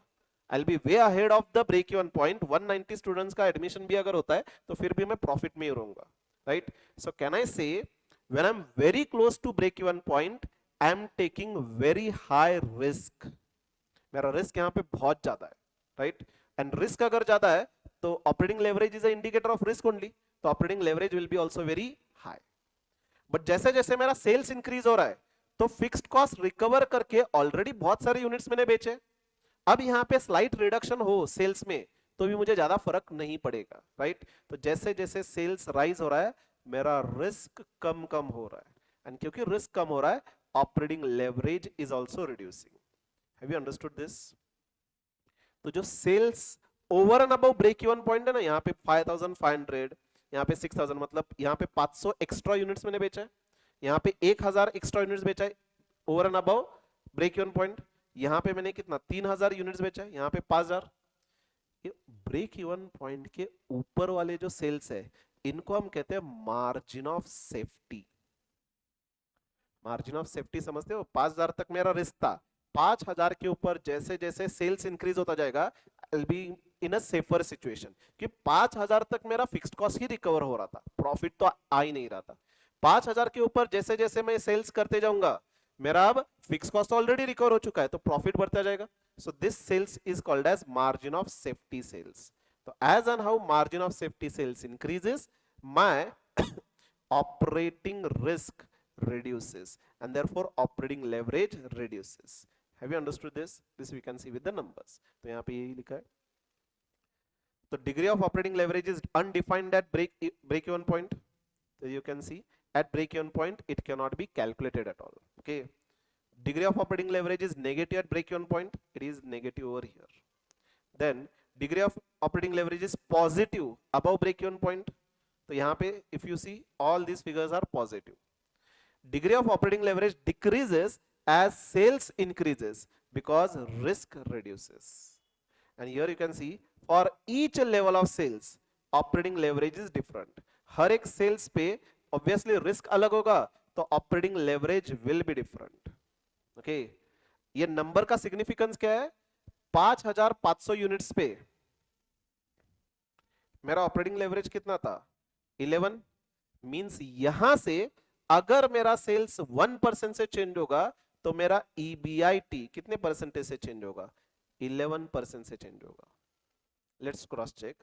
यहां से अगर मेरा सेल्स से 10% से चेंज हो रहा है तो मेरा ईबीआईटी कितने परसेंटेज से चेंज होगा? 110% से, बराबर ना? 1% के लिए 11 तो 10% के लिए 110। Let's check. यहाँ पे हमने कैलकुलेट किया था ऑलरेडी ये वाला part. 55,000 variable cost was how much? 22,000. So contribution was 33,000, fixed cost was 30,000, so EBIT was 3,000. Let's check. यहाँ से 10% अगर मैं इंक्रीज करूं तो 5,500 प्लस 10% कितना आएगा? 6050. So this is 10% increase. Is it right? तो सेल्स कितना होगा? 60,500. वेरिएबल कॉस्ट कितना होगा? 6050 into 4 rupees, 24,200. This will be 36,300 minus 30,000. So this will be 6,300. Check करिए कितने परसेंटेज से इंक्रीज हुआ है। डिफरेंस कितना है यहाँ पे? 3,300. 3,300 is the increase divided by base. कहां से इंक्रीज हुआ है? 3,000 से। So 3,300 divided by 3,000 into 100. Is it 110%? Can you see operating leverage जब 11 था, पहले हमने सिग्निफाई किया था कि अगर सेल्स 10% इंक्रीज होएगा तो मेरा EBIT जो है 110% इंक्रीज होगा. That each level operating leverage will be different. वहां से जो भी परसेंटेज चेंज होगा सेल्स में, उतना प्रोपोर्शनेट चेंज होगा EBIT में, based on your operating leverage. We all understood all this points. तो जब कैलकुलेशन करना है ना, calculation will be way simpler. आपको सिर्फ फॉर्मूला अप्लाई करके कैलकुलेशन करना है, लेकिन कमेंट बेस्ड क्वेश्चन आएंगे या सेल्स एंड EBIT का इंपैक्ट पे क्वेश्चन आएंगे, तब आपको कंसेप्ट पता होना चाहिए. ओके तो operating leverage, once again I am emphasising, operating leverage अगर 3 है, इसका मीनिंग क्या है कि अगर सेल्स गिवन लेवल से 1% चेंज हो रहा है तो मेरा EBIT 3% से चेंज होगा. If it rises by 1%, EBIT will rise by 3%. If it falls by 1%, EBIT will fall by 3%. Have you understood this? तो जो हमने फॉर्मेट ड्रॉ किया था ऊपर, उसमें यहाँ पे आपको सेल्स डैश करके ऐसे ऑपरेटिंग प्रॉफिट तक लेकर के आना है. तो सेल्स का इंपैक्ट ऑपरेटिंग प्रॉफिट पे कौन मेजर करेगा? Operating leverage. जो फॉर्मेट हमने ड्रॉ किया था, सेल्स को एरो दे करके ऑपरेटिंग प्रॉफिट तक ऐसे एरो दीजिए एंड वहां पे लिखिए ऑपरेटिंग लेवरेज.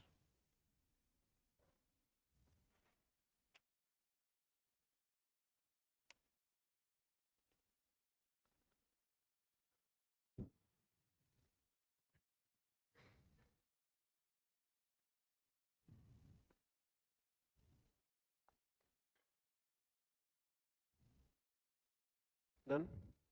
जितना हमने डिस्कस किया, can we write it down?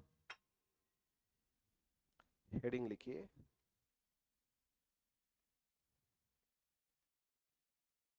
Operating leverage.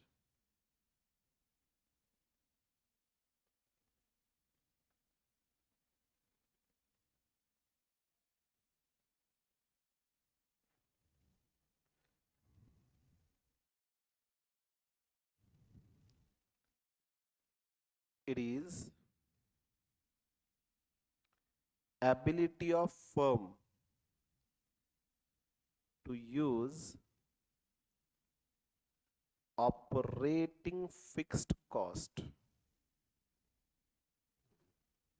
It is ability of firm to use operating fixed cost to increase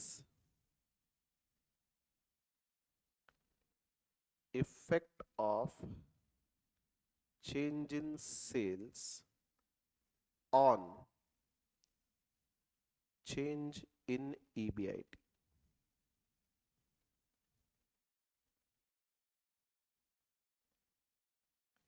It measures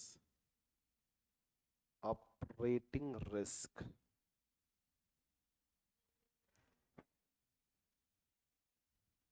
It measures operating risk. यहीं पे लिखिए higher fixed cost dash higher operating risk. Higher fixed cost dash higher operating risk. Thus, operating leverage will be higher and higher break-even point.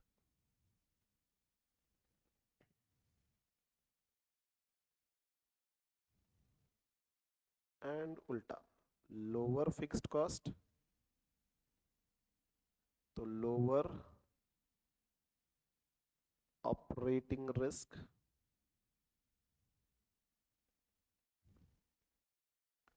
thus operating leverage will be lower and lower break-even point.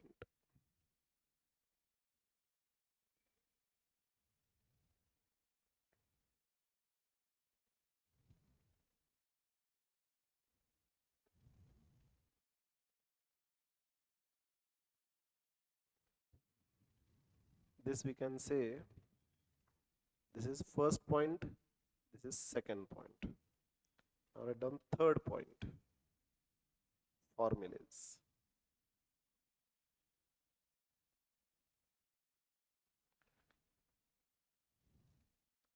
Operating leverage is calculated as percentage change in EBIT divided by percentage change in sales. ये formula कब use करेंगे? This formula can be used when two sets of data given.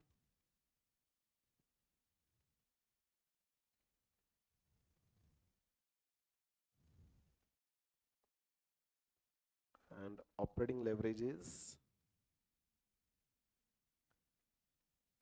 contribution upon EBIT.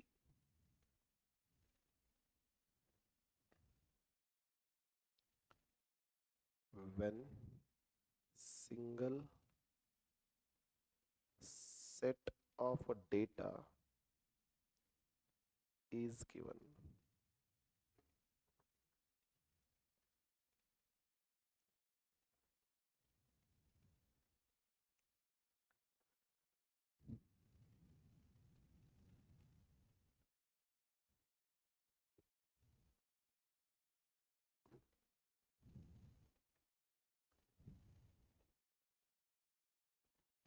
Fourth point लिखिए, significance of value of operating leverage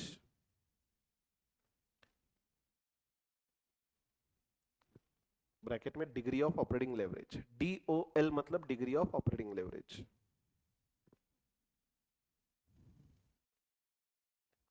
This point is very important. If degree of operating leverage is 2, it implies that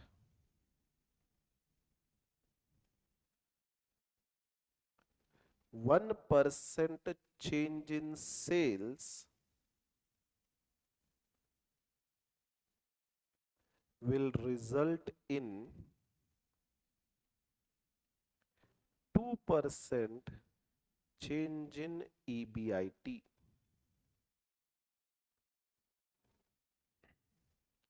One percent change in sales will result in 2% change in EBIT. Therefore, relation in operating leverage sales to EBIT, ये highlight करिए.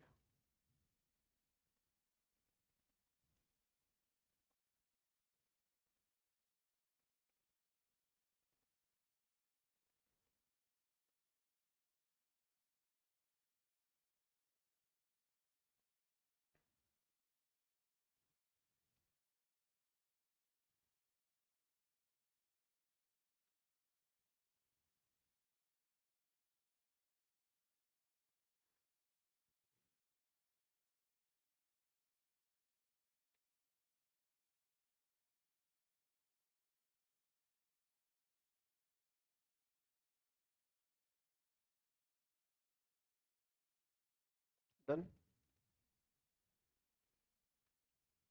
Next point, operating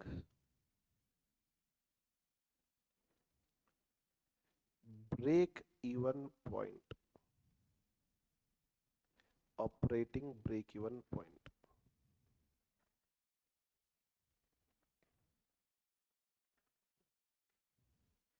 Now first you have to remember operating break even point मतलब हम ये याद रखते हैं कि it is no loss no profit, लेकिन कैलकुलेट क्या कर रहे हैं?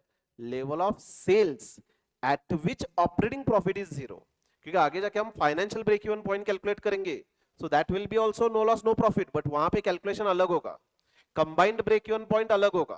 ओके, तो सिंपली ये याद नहीं रखना है कि ब्रेक इवन पॉइंट मतलब नो लॉस नो प्रॉफिट। हम कौन से प्रॉफिट की बात कर रहे हैं? ऑपरेटिंग ब्रेक प्रॉफिट की। ओके, तो क्या सेल्स होना चाहिए सो दैट मेरा ईबीआईटी जीरो होएगा, that we are calculating. So right down here we are calculating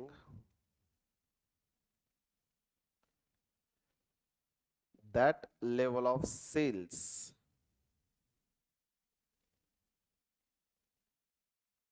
at which EBIT is equal to 0. That is operating profit, no loss, no profit.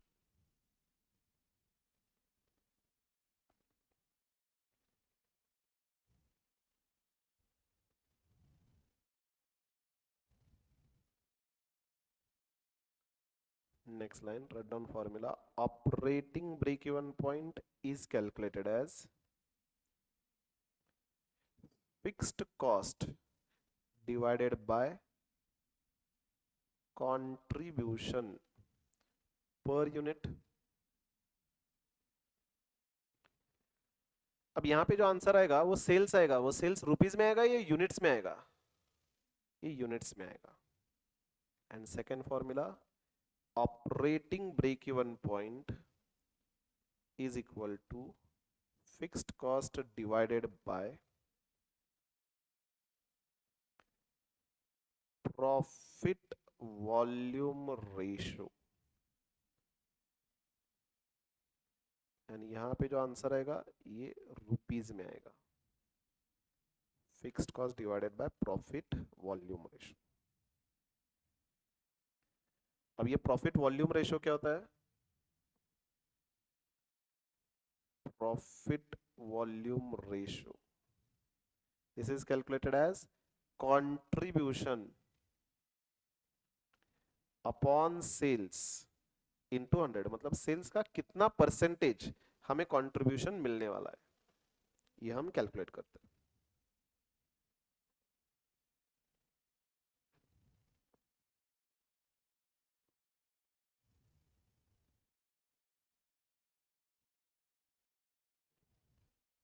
Done, this was fifth point. अब एक sixth point लिखिए।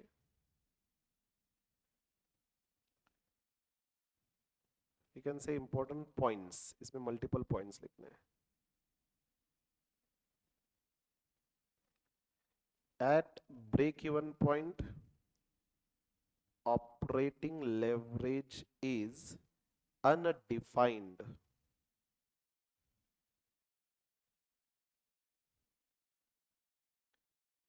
Above break-even point, operating leverage is positive.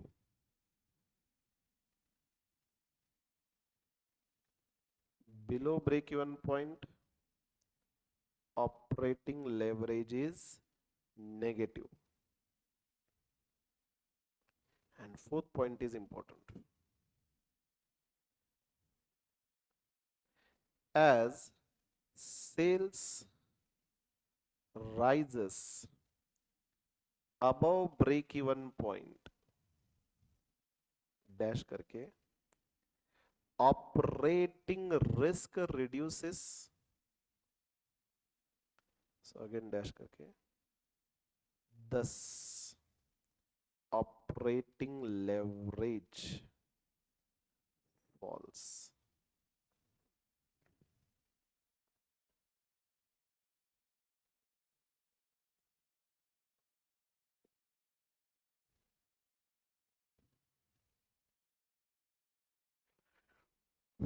Done. अब एक छोटा सा concept है, time pass concept है, margin of safety sales का रिलेशन है ऑपरेटिंग लेवरेज के ऊपर। मोस्टली इसके ऊपर क्वेश्चन नहीं आता, मॉड्यूल में है इसलिए डिस्कस कर रहे हैं। एक फॉर्मूला दिया है, don't write. Margin of safety sales is calculated as 1 upon operating leverage और operating leverage is calculated as 1 upon margin of safety sales. मतलब ये margin of safety and operating leverage ये इनवर्सली रिलेटेड है। Will just try to understand this formula, will write down. ये part जो है last, ये इतना इंपॉर्टेंट नहीं है, मोस्टली इसके ऊपर क्वेश्चन नहीं आते। Okay, I am saying mostly, कोई गारंटी नहीं है, नहीं तो आप ही के एग्जाम में आएगा एंड देन आप कहोगे कि सर आपने कहा था कि ये क्वेश्चन नहीं आएगा। मोस्टली अब तक नहीं देखा गया। Commonly operating leverage calculation and comment based question आते हैं इस टॉपिक पे। Okay, once we complete with all the discussion we will see exam questions to understand how the questions are been asked and that time you will understand कि मैंने शुरुआत में कहा था कि इसमें से मार्क्स आपको लूज नहीं करना है। ये क्यों कहा था? स्ट्रेट फॉरवर्ड क्वेश्चंस रहेंगे। ओके, बताइए मार्जिन ऑफ सेफ्टी मतलब क्या होगा? मार्जिन ऑफ सेफ्टी मतलब ब्रेक इवन पॉइंट के ऊपर वाले sales. Is it right? So can I say it is sales minus break even point. For example say break even point अपने example में था 5000 यूनिट्स, हमने एक्चुअल सेल किया 7000 unit, तो मार्जिन ऑफ सेफ्टी सेल्स कितना होगा? 2000 यूनिट्स। 5000 के ऊपर जितने भी बेचेंगे वो मेरे लिए सेफ्टी सेल्स है, राइट? अगर मैं मार्जिन ऑफ सेफ्टी परसेंटेज में एक्सप्रेस करूं तो क्या होएगा? Sales minus break even point upon sales into 100। Is it right? Now instead of expressing instead of multiplying 100 मैं एज इट इज ये रख रहा हूं, मतलब डेसिमल में एक्सप्रेस कर रहा हूं, ठीक है? तो margin of sales minus break even point upon sales, what I am calculating is कि सेल्स का कितना परसेंटेज मार्जिन ऑफ सेफ्टी है। Is it right? अब यहां पे if I multiply numerator and denominator by PV ratio, basically पहले कर क्या रहा है, ये जो मैंने रिलेशन आपको बताया ये जस्ट प्रूव करने की कोशिश कर रहा है, ये फॉर्मूला डिराइव करने की कोशिश कर रहा है। आपको बस ये फॉर्मूला याद रखना है, ठीक है? तो ये फॉर्मूला कैसे है ये जस्ट हम चेक कर रहे हैं, ठीक है? तो बताइए अगर मैंने ये इक्वेशन लिखा है sales minus break even point upon sales, क्या मैं न्यूमरेटर डिनोमिनेटर सेम नंबर से मल्टीप्लाई कर सकता हूं? मैथमेटिकली सेम रहेगा ना, कैंसिल कैंसिल होएगा, राइट? तो what we can do is, अब कैंसिल नहीं करना नेक्स्ट स्टेप पे, सेल्स इनटू दिस, ये ब्रैकेट में है तो पीवी रेशियो से इसको भी मल्टीप्लाई होगा ना, इसको भी मल्टीप्लाई होगा, तो I can multiply sales into PV ratio minus break even point into PV ratio divided by sales into PV ratio, बराबर?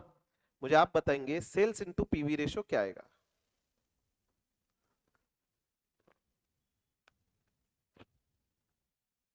Sales into PV ratio, contribution. Very good, मतलब आप मेंटली यहां पे हो। देखिए पीवी रेशियो का फॉर्मूला हमने क्या लिखा था? कंट्रीब्यूशन अपॉन सेल्स, तो ये अगर लेफ्ट में जाएगा तो contribution will be your PV ratio into sales, so this is contribution. Now break even point divided by P ratio, ये क्या होगा? ब्रेक इवन पॉइंट का फॉर्मूला क्या लिखा था हमने? Fixed cost divided by PV ratio, बराबर? चेक करिए, हमने लिखा है ऑलरेडी फॉर्मूला। अब ये पीवी रेशियो लेफ्ट में जाएगा तो break even point into PV ratio होगा, this will be equal to fixed cost, तो contribution minus fixed cost divided by this is contribution. अब कंट्रीब्यूशन माइनस फिक्स्ड कॉस्ट क्या होता है? कंट्रीब्यूशन में से फिक्स्ड कॉस्ट लेस करेंगे तो क्या मिलता है? क्या मिलता है? ईबीआईटी। हाँ, ऐसे कॉन्फिडेंस के साथ खेलें, ठीक है? क्वेश्चन मार्क से कह रहे ईबीआईटी से ऊपर लिखा हमने contribution minus fix cost EBIT, तो ईबीआईटी अपॉन कंट्रीब्यूशन, ये क्या मिला मुझे? Margin of safety. Is it right? And operating leverage का फॉर्मूला क्या था? Contribution upon EBIT. Can you see these are reciprocal to each other, right? So based on this can I say margin of safety is equal to 1 upon operating leverage or operating leverage is equal to 1 upon margin of safety, right? तो just हमने prove किया हुआ है। Proof समझ में आए या ना आए, बेसिकली ये आपको याद रखना है। Okay, so just write down. Next point कौन सा पॉइंट है अभी? 7th।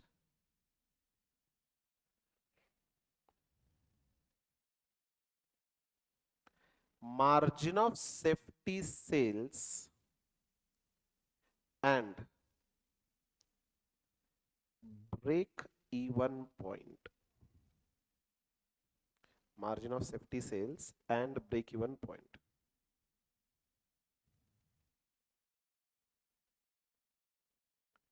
margin of safety means sales over and above break even point. Now directly relation लिखिए, margin of safety is equal to 1 upon operating leverage. Operating leverage is equal to 1 upon margin of safety.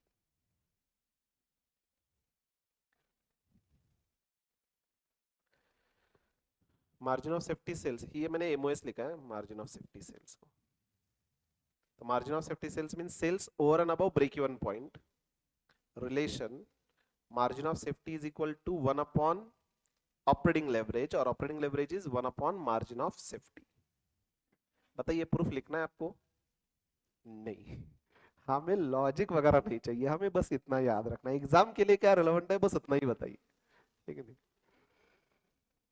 चलो, this was all about margin of this was all about operating leverage, right? तो यहां पे हमने relation किसका देखा था? सेल्स का इंपैक्ट ईबीआईटी पे. Okay, now can we start with the financial leverage? भले फाइनेंशियल लेवरेज का लिखेंगे कुछ नहीं, कंसेप्ट तो डिस्कस कर सकते हैं. सेम कंसेप्ट है. ओके, से मेरा टोटल कैपिटल जो है 10 लाख है. ओके, एंड मेरा ऑपरेटिंग प्रॉफिट जो है 20% है.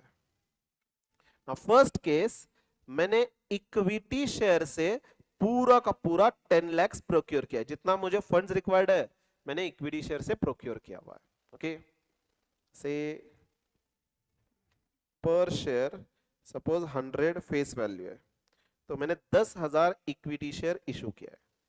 बताइए मुझे, मेरे कैपिटल स्ट्रक्चर में कहीं पे भी रिस्क है या नहीं है? कैपिटल स्ट्रक्चर मतलब क्या है? मेरा मिक्स ऑफ डिफरेंट सोर्सेस.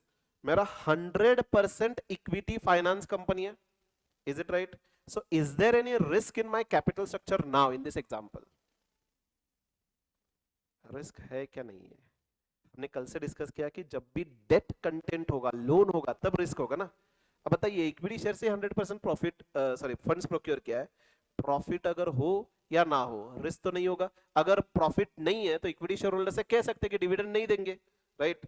लेकिन डेट होल्डर से ऐसे नहीं कह सकते. तो जब भी डेट कंटेंट होगा आपके कैपिटल स्ट्रक्चर में तो रिस्क अराइज होगा, राइट? तो हियर 100% इक्विटी फाइनेंस कंपनी को हम अनलीवर्ड फर्म कहते हैं. अब ग्रेजुअली आपको ये टर्म याद रखने, फाइनेंस रिलेटेड टर्म्स. आगे जाके मेनी टाइम्स आपको क्वेश्चन दिया जाएगा, ABC company is an unlevered company. What you mean by this? It is 100% equity finance company. आपके कैपिटल में कहीं पे भी bank loan, debenture, bond, preference share नहीं है. 100% इक्विटी फाइनेंस कंपनी. ओके, अब अगर 100% इक्विटी फाइनेंस कंपनी हो तो विल चेक कि अगर मेरा प्रॉफिट राइज हो रहा है तो मेरा इंपैक्ट शेयर होल्डर्स पे मैग्नीफाई हो रहा है क्या नहीं. ओके, विल कंसिडर मेरा ईबीआईटी जो है ये 2 लाख है. ओके, मतलब 10 लाख कैपिटल, 20% मेरा प्रॉफिटेबिलिटी है, राइट? इसमें से माइनस इंटरेस्ट, फॉर्मेट आपके सामने है, हमने ऑलरेडी लिखा था, ईबीआईटी माइनस इंटरेस्ट. अब यहां पे क्योंकि 100% इक्विटी फाइनेंस कंपनी है, मेरा इंटरेस्ट तो 0 होगा, right? So EBT this will B 2 lakhs. Assuming tax rate is 30%, तो यहां पे टैक्स कितना जाएगा? 2 lakhs पे 30% 60,000. सो EAT 1,40,000. Can I say this itself is earnings available to equity shareholders? क्योंकि प्रेफरेंस शेयर कैपिटल नहीं है, right? And number of equity shares कितने थे? 10,000. सो इक्विटी शेयर इज 10,000. तो यहाँ पे EPS कितना आ रहा है? 140 डिवाइडेड बाय 10,000, तो it will B 14 rupees, right? अब अगर यहां से मेरा EPS या सॉरी ऑपरेटिंग प्रॉफिट 10% से राइज होता है तो EBIT कितना होगा? और से 20% से राइज करता है, EBIT कितना होगा? 2 lakhs प्लस 20%, 2,40,000. इंटरेस्ट नील, तो EBT 2,40,000. अब 2,40,000 पे 30% टैक्स 72,000. So after deducting मेरा earnings available to equity share 1,68,000, number of equity shares 10,000, तो EPS पर शेयर कितना आ रहा है 16.8. तो यहाँ पे कितने से इंक्रीज हुआ 2.8 से इंक्रीज हुआ. तो परसेंटेज इंक्रीज कैलकुलेट करना है तो कैसे करेंगे 2.8 इंक्रीज डिवाइडेड बाय बेस 14 से इंक्रीज हुआ है ना इनटू 100. कैन यू सी जब मेरा ऑपरेटिंग प्रॉफिट 20% से राइज हो रहा है तो मेरा यहाँ पे earnings net final earnings to equity share holders भी 20% से राइज हो रहा है. तो यहाँ पे मैं रिस्क ना लेकर के कोई रिटर्न मैग्नीफाई नहीं कर रहा हूं राइट. जितना प्रॉफिट में इंक्रीज होगा उतना ही शेयर होल्डर्स को रिटर्न मिलेगा. ऑन द कॉन्ट्री अगर मैंने रिस्क लिया रहता, कौन सा रिस्क, फाइनेंस रिस्क की बात कर रहा हूं. मतलब now I will change the scenario. Suppose यहां पे इंस्टेड ऑफ 100% इक्विटी से मैंने 5 लाख इक्विटी से प्रोक्योर किया है एंड 5 लाख डेट से प्रोक्योर किया है, जहां पे मेरा इंटरेस्ट रेट है 10%. ओके. जब भी मेरे कैपिटल स्ट्रक्चर में डेट अराइज होगा इसको हम कहेंगे levered firm. Why levered firm? क्योंकि अब मेरा कैपिटल स्ट्रक्चर में डेट हो तो रिस्क ले रहा हूं मैं राइट. अगर मैं रिस्क ले रहा हूं तो I am using the leverage. तो such company is called as levered firm. तो याद रखना ये point specifically. 100% equity finance company unlevered firm. Any debt content into my capital structure unlevered firm, sorry levered firm right. तो यहां पे अब scenario क्या होगा देखिए. Same first EBIT 2 lakhs minus interest. क्या अब इंटरेस्ट अराइज होगा? यस. 5 लाख पे 10%, मैंने इंटरेस्ट रेट 10% अज्यूम किया हुआ है राइट. तो 5 लाख पे 10% कितना होगा 50,000. EBT कितना होगा 1,50,000 लेस टैक्स. टैक्स हमने 30% अज्यूम किया था ना, तो 150 पे 30% 45,000 आएगा.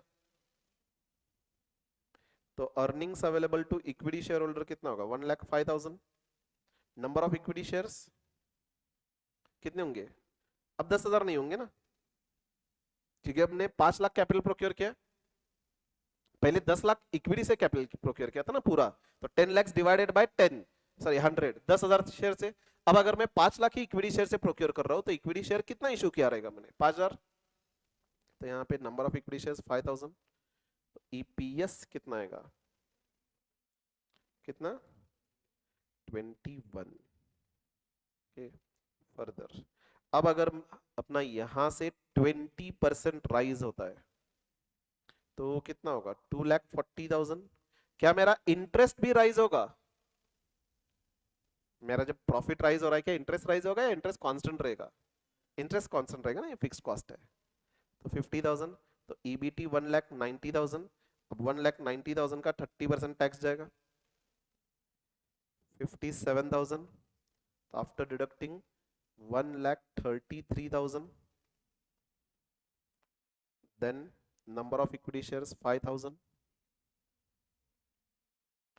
कितना रहा है 26.6. कितने से इंक्रीज हुआ 5.6. परसेंटेज में कैलकुलेट करिए 5.6 डिवाइडेड बाय 21 इंटू 100. 26.67%.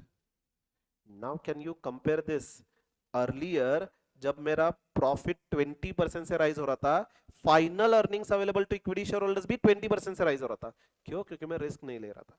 अब मैंने रिस्क लेने से मेरे इक्विटी शेयर होल्डर्स का रिटर्न मैग्नीफाई करा है. यहां पे मैंने जब डेट कंटेंट यूज किया है मेरा प्रॉफिट 20% से इंक्रीज हुआ था, लेकिन अब मेरा earnings available to equity share holders 26% से इंक्रीज हो रहा है. बताइए लोन लेना अच्छा है या नहीं है? लोन लेना इज गुड और not? Then it is good. We are able to magnify the returns to equity share holders ना. हम अपने खुद के पैसे ना इन्वेस्ट करके प्रॉफिट कमा रहे, बैंकर्स का पैसा या डिबेंचर होल्डर का पैसा यूज करके प्रॉफिट कमा रहे. तो टू सम एक्सटेंट लोन लेना इज गुड. हाँ, लेकिन ये रिस्क है, क्योंकि अगर एग्जिस्टिंग लेवल से मेरा ऑपरेटिंग प्रॉफिट अगर 20% से नीचे जाता तो इक्विटी शेयर होल्डर्स के लिए 26.67% से नीचे जाता. तो it is risk. So when we are expecting growth, that time you should be going for loan. Again till acceptable level. इसका इंप्लीकेशन डिस्कस करेंगे डिटेल में, फिलहाल के लिए कैलकुलेशन पे फोकस करते हैं।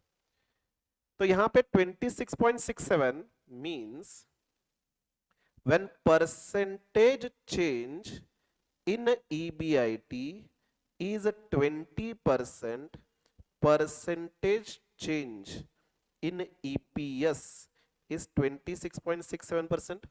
तो मुझे 1% EBIT में चेंज के लिए EPS में अगर चेंज कैलकुलेट करना है तो कितना होगा? It will be 1.33, 26.67 into 1 divided by 20, simple cross multiplication, बराबर। तो ये 1.33 जो है, this will be called as financial leverage. Okay, तो can I say financial leverage, supposing इसकी वैल्यू 2 आ रहा है, तो इसका सिग्निफिकेंस क्या है? For 1% change in EBIT I will be getting 2% change in EPS, right. तो यहां पे हमने कैलकुलेशन कैसे किया? 26.67 डिवाइडेड बाय 20, तो 26.67 क्या था? Percentage change in EPS। तो can I write formula as percentage change in EPS divided by percentage change in EBIT। हमने अर्लियर ऑपरेटिंग लेवरेज का फॉर्मूला क्या लिखा था? Percentage change in contribution upon percentage change in sales. अब formula होगा financial leverage के लिए percentage change in EPS divided by percentage change in EBIT। And यहां पे रिलेशन किसका मेजर होगा?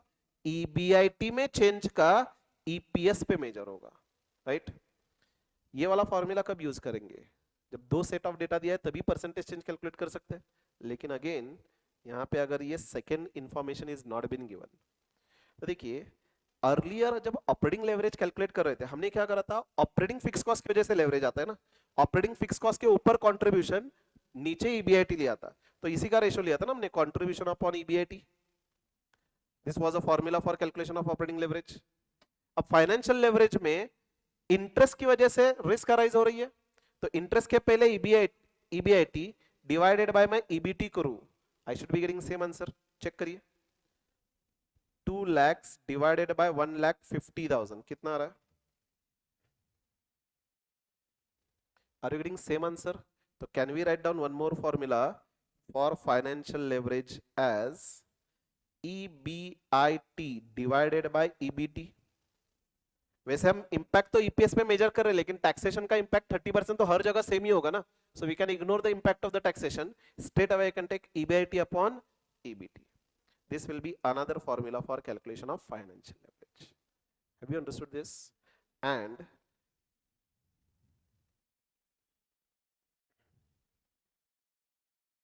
सेल्स का इंपैक्ट ऑपरेटिंग प्रॉफिट पे कौन मेजर कर रहा था? Operating leverage.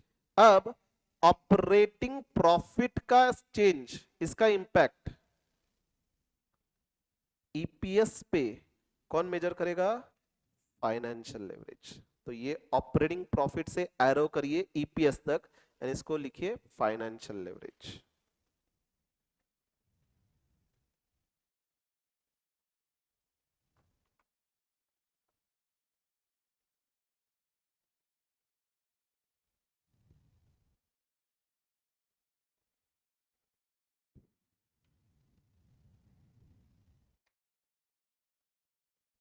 डन।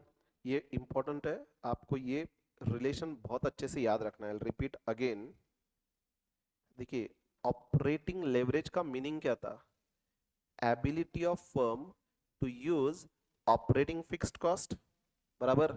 अब ऑपरेटिंग फिक्स कॉस्ट की वजह से जो अराइज हो रहा था वो ऑपरेटिंग रिस्क था, एंड यहाँ पे इंपैक्ट हम सेल्स का इंपैक्ट ऑपरेटिंग प्रॉफिट यानी कि EBIT पे मेजर कर रहे थे। अब फाइनेंशियल लेवरेज क्या होगा? It will be ability of a firm to use financial fixed cost. Okay, अब उसकी वजह से फाइनेंशियल रिस्क अराइज होगी, एंड यहां पे रिलेशन किसका मेजर करेंगे? ऑपरेटिंग प्रॉफिट में जो चेंज हो रहा है EBIT, उसकी वजह से EPS में कितना चेंज हो रहा है, this will be measuring into financial leverage. Have you understood this? Can we write down this formulas? we are having 5-6 minutes more, so at least we can start writing. So heading लिखिए financial leverage.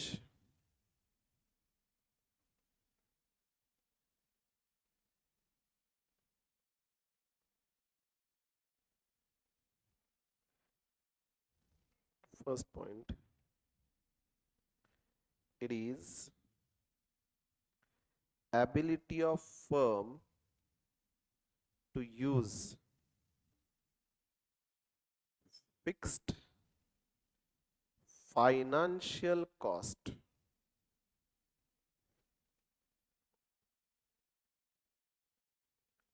to magnify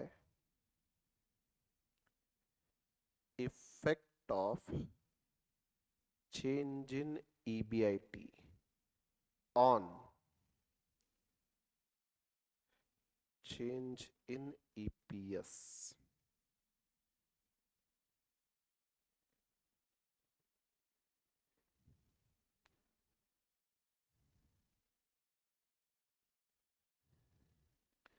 Second point, formulas.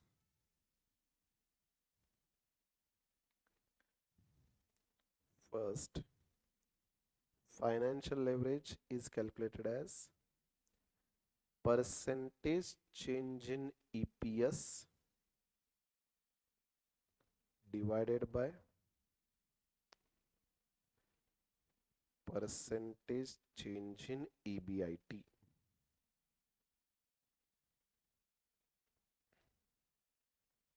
Percentage change in EPS divided by percentage change in EBIT. Second, financial leverage EBIT divided by EBT. ये first वाला formula कब use करेंगे? Two set of data, and second single data.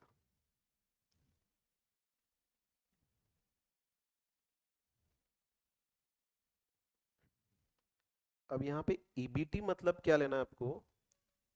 This you have to interpret as earnings available to equity shareholders before tax.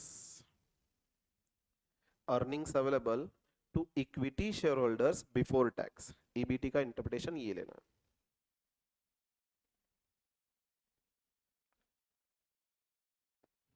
अब financial leverage calculate करने के लिए एक और फॉर्मूला है, लेकिन वो फॉर्मूला हमने अभी तक डिस्कस नहीं किया. ये पहले दो डिस्कस किया. तीसरा फॉर्मूला फिलहाल के लिए लिख रखिए, कल हम डिस्कस करेंगे. Okay, so right down third formula.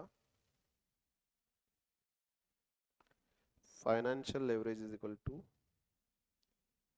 EBIT divided by EBIT minus interest minus PD, that is preference dividend, divided by 1 minus tax rate.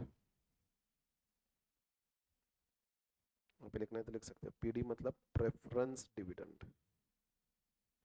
1 minus tax rate division सिर्फ प्रेफरेंस डिविडेंड के लिए, टोटल ऐसे line बड़ी नहीं खींचनी है, सिर्फ preference dividend के लिए divided by 1 minus tax rate है. So 1 minus tax rate, T is tax rate. इसका इंटरप्रिटेशन मीनिंग कल समझेंगे फॉर्मूला का.